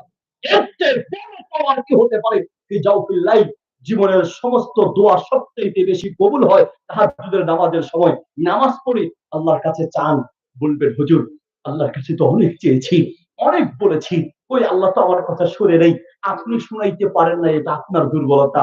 মুসা আলাইহিস সালামের কাছে এক মহিলা এসে বলছে, মুসা, তুমি তো জানো আমার কোনো সন্তান নাই, আল্লাহর কাছে গিয়ে বলো আইয়ার জুকানি ওয়ালাদান সালিহান, আল্লাহ যেন আমাকে একটা সন্তান দেয়। মুসা আলাইহিস সালাম গিয়ে বললেন, আল্লাহ আপনার বান্দী আপনার কাছে একটা সন্তান চেয়েছে, আপনি তাকে একটা সন্তান দেন। মুসা আলাইহিস সালামকে আল্লাহ বললেন, মুসা গিয়ে আমার বান্দীকে বলো জালতুল্লাহ হাকিমান, আমি তাকে বন্ধা বানিয়েছি। বন্ধা, বন্ধা মানে যার কোনো সন্তান হয় না। মহিলাকে এসে বলল, তুমি বন্ধা, তোমার কোনো সন্তান হবে না। মুসা আলাইহিস সালামের কাছে তিনবার বলার পরে সেই মহিলা ফিরে চলে গেলেন। যাওয়ার সময় বললেন, মুসা আমার আল্লাহকে কিভাবে রাজি করাতে হয় সেটা আমি জানি, আপনাকে আর কষ্ট দিব না। বাড়িতে চলে গেলেন, ঘরের দরজা বন্ধ করে তাহাজ্জুদের নামাজে সিজদায় পড়ে আল্লাহকে ডাকতে লাগলেন, ইয়া রহিম, ইয়া রহিম, তুমি আমার একজন মালিক, আমার তো আর কোনো মালিক নাই, আমি তুমি ছাড়া আর কার কাছে বলতে পারি? মালিক তুমি তো বলেছো তোমাকে ডাকলে তুমি শুনো, তো তুমি ছাড়া আমি আর কার কাছে বলবো? ইয়া রহিম বারবার চিৎকার করে ডাকে, ইয়া রহিম আমার উপর রহমত করো, একটা সন্তান দাও। কিছুদিন পরে বন্ধার ঘরে সন্তান হল। মুসা আলাইহিস সালামের কাছে দেখার জন্য নিয়ে গেলেন। মুসা আলাইহিস সালাম অবাক হয়ে দৌড়াতে দৌড়াতে চলে গেলেন তুর পাহাড়ে, গিয়ে বললেন, আল্লাহ আপনি, আমি একজন নবী, আপনি আমাকে বললেন সে বন্ধা, আর বন্ধার কোনো সন্তান হয় না, আর এখন দেখছি তার সন্তান হলো। আল্লাহ বলেন, মুসা আমি তাকে বন্ধা বানিয়েছিলাম ঠিকই বলেছি, কিন্তু মুসা আমার বন্ধু যখন আমাকে ইয়া রহিম, হে দয়াময় আল্লাহ বলে বারবার চিৎকার করে চোখের পানি ছেড়ে দেয়, আমি আল্লাহকে দয়ালু বলে সে বিশ্বাস করে, আমি আল্লাহ দয়া না করে থাকি কি করে? তার দয়ালু রহিম তাকে আওয়াজ শুনে আমি আল্লাহ দয়া করে বন্ধা করে সন্তান দান করেছি। আপনি আমি চাইতে জানি না, এই জন্যই আমরা হয়তো পাই না। চাইতে হয় কিভাবে, সেই চাওয়াটাও শিখতে হয়। তাহাজ্জুদের নামাজের সময় দোয়া কবুলের সবচেয়ে গুরুত্বপূর্ণ সময়। আরো কিছু সময় আছে যখন দোয়া কবুল হয়। ইনদা নুজুলিল গাইস, যখন বৃষ্টি নামে তখন দোয়া করলে দোয়া কবুল হয়। বাইনাল আযানাইন, আযান এবং ইকামতের মাঝে দোয়া করলে দোয়া দ্রুত কবুল হয়। ফিস সাফার, সফরে থাকা অবস্থায় দোয়া করলে দোয়া দ্রুত কবুল হয়। শেষ রাতে দোয়া করলে দোয়া দ্রুত কবুল হয়। ইনদা জুলিমা, মজলুম অবস্থায় কেউ যদি থাকেন ওই অবস্থায় দোয়া করলে দোয়া দ্রুত কবুল হয়। এইরকম কিছু সময় আছে যেই সময়গুলোতে দোয়া করলে দোয়া দ্রুত কবুল হয়ে থাকে। প্রিয় ভাইয়েরা আমার, তাহাজ্জুদের নামাজ সময় বেশি বেশি দোয়া করবেন, ওই সময় দোয়া করলে দোয়া দ্রুত কবুল হয়ে যায়। 3 নম্বর আরেকটা আমল বলি, ইশরাকের নামাজ। জীবনে হয়তো কেউ একদিনও পড়েন না এমন বহু মানুষ আছে, অথচ ইশরাকের নামাজের এত ফজিলত। নবী সাল্লাল্লাহু আলাইহি ওয়াসাল্লাম বলেন, কেউ যদি ফজরের ফরজ নামাজ পড়ার পরে আপন জায়গায় বসে থেকে সূর্য ওঠা পর্যন্ত, আপন জায়গায় থেকে সূর্য ওঠার 15-20 মিনিট পরে 2 রাকাত ইশরাকের নামাজ যদি কেউ পড়ে, তার আমল নামায় কবুল হজ আর কবুল উমরার সওয়াব, পরিপূর্ণ সওয়াব তার আমল নামায় লেখা হবে। সুবহানাল্লাহ বলেন। মুসনাদ আহমদের হাদিস, মিশকাতে আছে, বাইহাকিতে আছে, শুআবুল ঈমান বাইহাকিতে আছে। পরিপূর্ণ হজ উমরার সওয়াব পাবেন 2 রাকাত ইশরাকের নামাজ পড়ার মাধ্যমে। কখন পড়বেন? সূর্য ওঠার 15-20 মিনিট পরে 2 রাকাত ইশরাকের নামাজ পড়লে পরিপূর্ণ হজ উমরার সওয়াব। ভাইয়ের আমার, হজ করলেও লাখ লাখ টাকা খরচ করি সবার হজ কবুল হবে এমন কোনো গ্যারান্টি নাই। অনেকের হজ কিয়ামতের মাঠে মুখের উপরে নিক্ষেপ করা হবে। এক ইমাম সাহেবকে 5,000 টাকা দিয়ে এরপরে বলছে, হুজুর আমার একটা রিসিট লিখে দেন সুন্দর করে। ইমাম সাহেব রিসিট লিখলেন, জনাব অমুক সাহেব। চাচা এই রিসিট দেখে মেজাজ গরম হয়ে গেল। অথচ চাচাকে খুশি করার জন্য শুরুতে জনাব, শেষে সাহেব, 2টা ডিগ্রি দিছে, তাও চাচা খুশি নেই। চাচা বলল, নামটা যে লিখছেন হইছে? ইমাম সাহেব বলল, আমি কি ভুল করছি? বানানে কোনো ভুল আছে? না সব ঠিক আছে, বানান ঠিক আছে, তো ভুলটা কোথায়? কেন? আপনাকে গত বছর আমি হজ করতে গিয়ে হজ থেকে এসে আপনারা দাওয়াত দিয়ে খাওয়াইছি না, আপনি এত তাড়াতাড়ি ভুলে গেলেন? রিসিটটা যে লিখছেন হইছে, বলেন তো কি ভুল করছে? আল হাজ রাখে নাই। তাহলে এইরকম হাজি কিয়ামতের মাঠে হজ তার মুখের উপর নিক্ষেপ করা হবে, কবুল হজ আর উমরার সওয়াব পাওয়া যাবে ইশরাকের নামাজের মধ্যে। এবার বলবেন, হুজুর তাইলে আর এত লাখ টাকা খরচ করে হজ উমরা করার কি দরকার? ইশরাকের নামাজেই যদি হজ উমরা সওয়াব পাওয়া যায়, ভাই ইশরাকের নামাজের সওয়াব পাবেন সত্য, কিন্তু হজ উমরায় গেলে আরো যে আনুষঙ্গিক সওয়াব পাওয়া যাবে, সেই সওয়াব আপনি ইশরাকের নামাজ দিয়ে পাওয়া যাবে না। গত বছর আমি আর আসুন্নাহ ফাউন্ডেশনের চেয়ারম্যান শেখ আহমদুল্লাহ সাহেবকে চিনেন তো না? আমরা দুইজন একসাথে উমরায় গিয়েছিলাম। ওনার সাথে একজন লোক, ওনার টিমের, আমাকে এসে বলল, হুজুর আমি দীর্ঘদিন চেষ্টা করেছি মাদক থেকে বাঁচার জন্য, কিন্তু আমি নেশা থেকে নিজেকে ফেরাতে পারছিলাম না। আমার স্ত্রী সর্বশেষ আমার সাথে রাগ করে বলেছে, তোমার জন্য শেষ একটা চান্স দিলাম, আর না হয় আমি তোমার থেকে ডিভোর্স দিয়ে দিব। কি চান্স? বললো তুমি ওমরায় যাবে আর নেশা ছাড়ার জন্য নিয়ত করে যাবে, আমি দোয়া করবো, সেখানে গিয়ে তুমি দোয়া করবে, আল্লাহ হেদায়েত দিলে হয়তো এটাই তোমার শেষ চান্স হবে।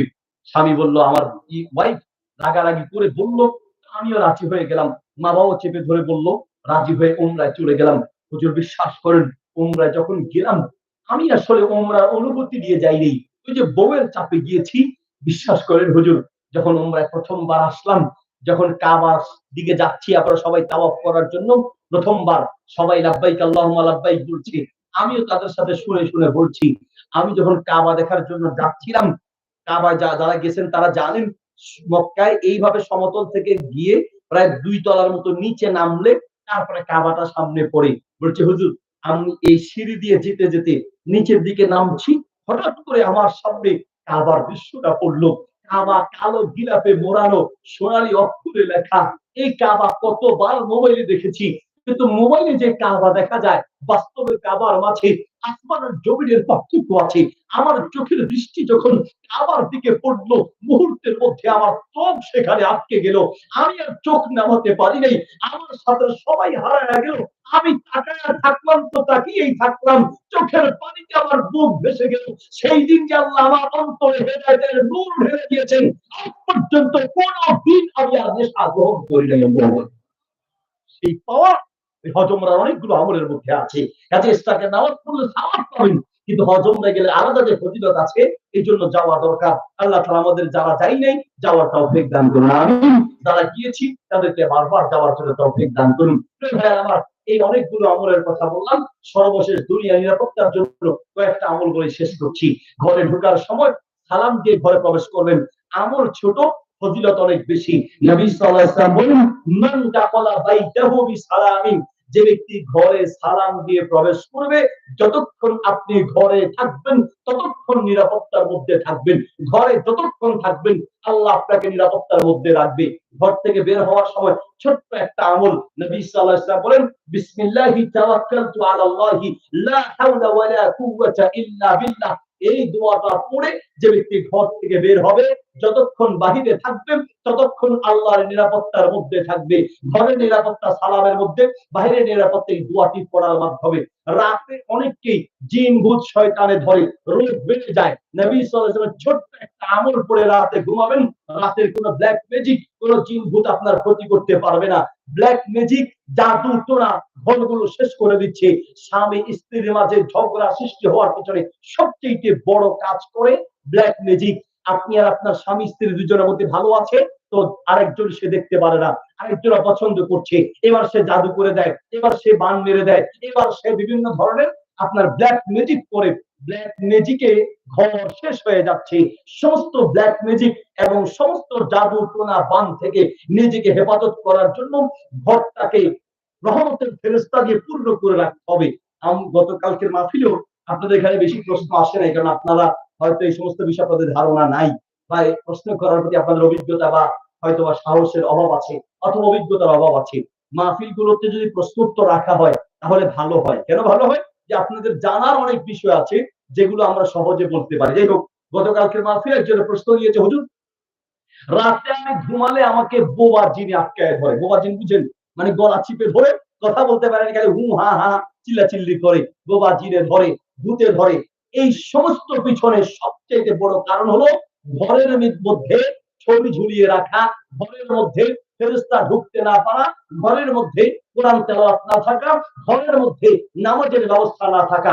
দুঃখের সাথে বলতে হয়, মুসলমানের ঘর, ঘরে দেখেন আপনি ওয়েটিং রুম আছে, লিভিং রুম আছে, টিভির রুম আছে, বাথরুম আছে, কিন্তু বহু মুসলমানের ঘর আছে নামাজের জন্য রুম খুঁজে পাওয়া যায় না। ঠিক না? মুসলমানের ঘর নামাজ থাকা উচিত। মাঝে মাঝে সূরা বাকারা চালু করে দিবেন, বাকারা তেলাওয়াত করবেন, তো ইনশাআল্লাহ ঘরে জিন ভূত করে ব্ল্যাক ম্যাজিক আপনার কোনো ক্ষতি করতে পারবে না। রাতে ঘুমানোর সময় দরজা বিসমিল্লাহ বলে বন্ধ করবেন, জানালা বিসমিল্লাহ বলে বন্ধ করবেন, ওযু করে আয়াতুল কুরসি পড়ে ঘুমাবেন। সারা রাত ফেরেশতারা আপনার চারপাশে পাহারা দিবে। বিশেষ করে একটি আমল, সূরা ইখলাস একবার পড়বেন, সূরা ফালাক একবার, সূরা নাস একবার। বুখারী শরীফে হাদিস আছে, এই তিনটি সূরা পড়ে দুই হাত একসাথ করে হাতে ফু দিয়ে মাথা থেকে শুরু করে চেহারা, বুক, পেট এবং পায়ের কিছু অংশ মুছে দিবেন। আমি আবার বলছি, একবার সূরা ইখলাস, একবার সূরা ফালাক, একবার সূরা নাস, এই ৩টি সূরা পড়ে দুই হাত একসাথ করে হাতে ফু দিয়ে মাথা থেকে শুরু করে চেহারা, বুক, পেট এবং পায়ের কিছু অংশ মুছে দিবেন। এই আমলটি করার মাধ্যমে শরীরের সমস্ত বিপদ আপদ, ব্ল্যাক ম্যাজিক এবং সমস্ত রোগ থেকে স্বয়ং আল্লাহ আপনার হেফাজত করবে। সুবহানাল্লাহ বলেন। ব্ল্যাক ম্যাজিক, জাদু টোনা, বিপদ আপদ থেকে বাঁচার জন্য আরেকটা আমল বলে শেষ করছি। রাত অনেক হয়ে গেলে আবার ফজরের নামাজ মিস হয়ে যাবে। ভাই কোথায় আছে? শেষ করে দিন না, অনেক রাত হয়ে গেছে।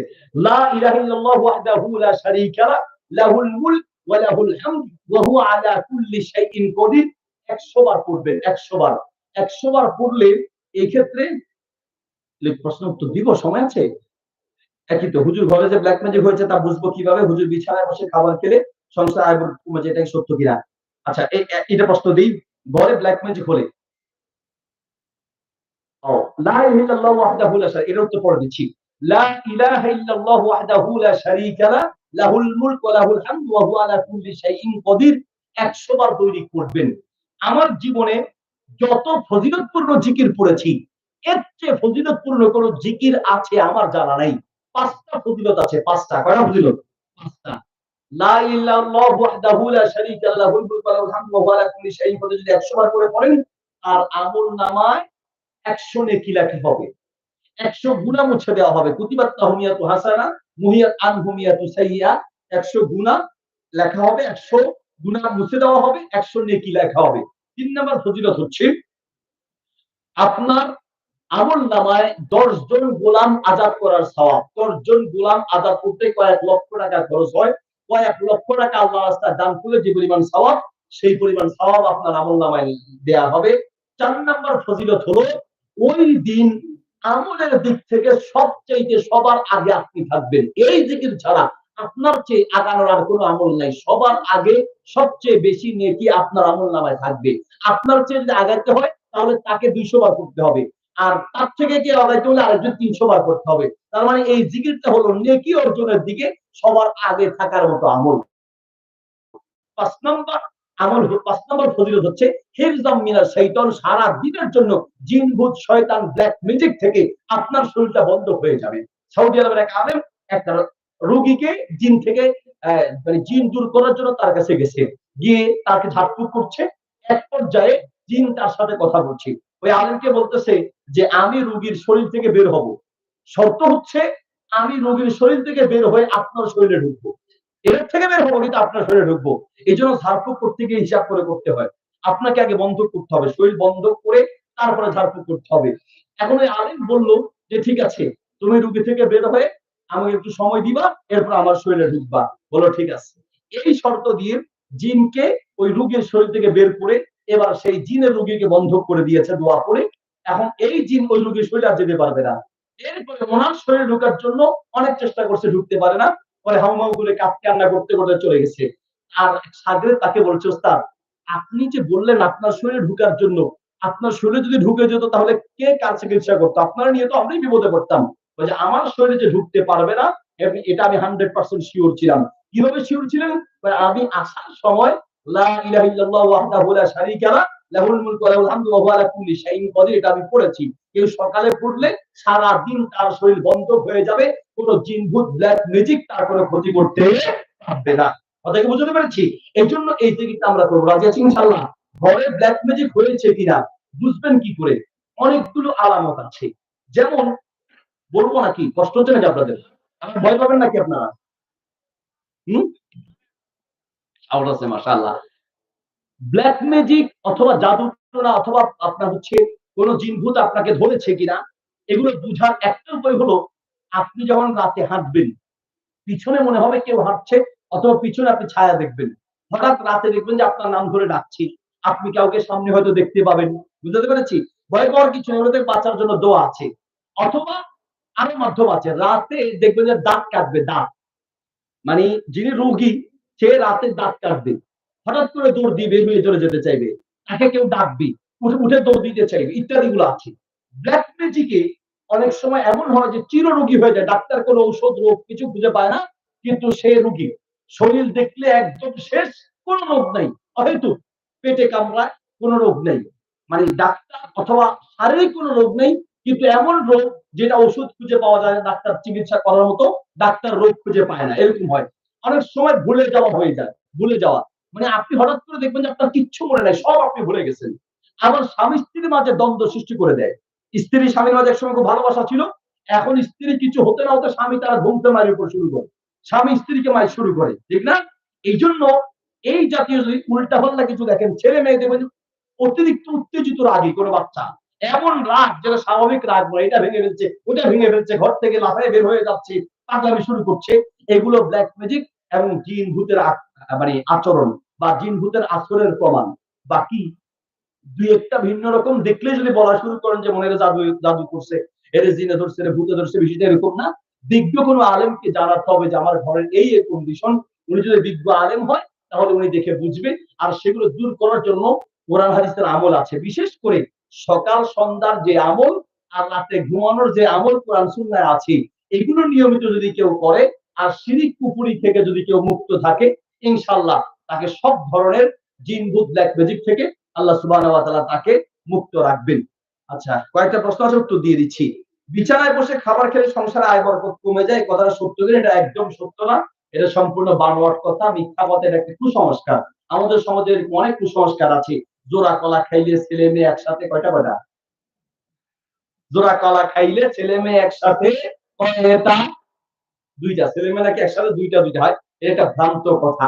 এরকম ঘর থেকে বের হইছে, পিছনে যদি কেউ তাকে ডাকে তাহলে তার বরকত কমে যাবে। তারপরে এরকম অনেক কথা আছে। যদি যাওয়ার সময় ঝাড়ুর সাথে পা লাগে বরকত কমে যাবে। যাত্রা খারাপ হয়, বিসমিল্লাহ আপনার হচ্ছে দোকানদাররা প্রথমে বাকি দেয় না। প্রথম যদি বাকি দেয় তাহলে বরকত নষ্ট হয়ে যাবে, সারাদিন বাকি যাবে। রিক্সা ড্রাইভাররা প্রথমে যে টাকাটা পায় এটাকে ক্যাশ এই ব্রেকশোর সাথে লাগায়।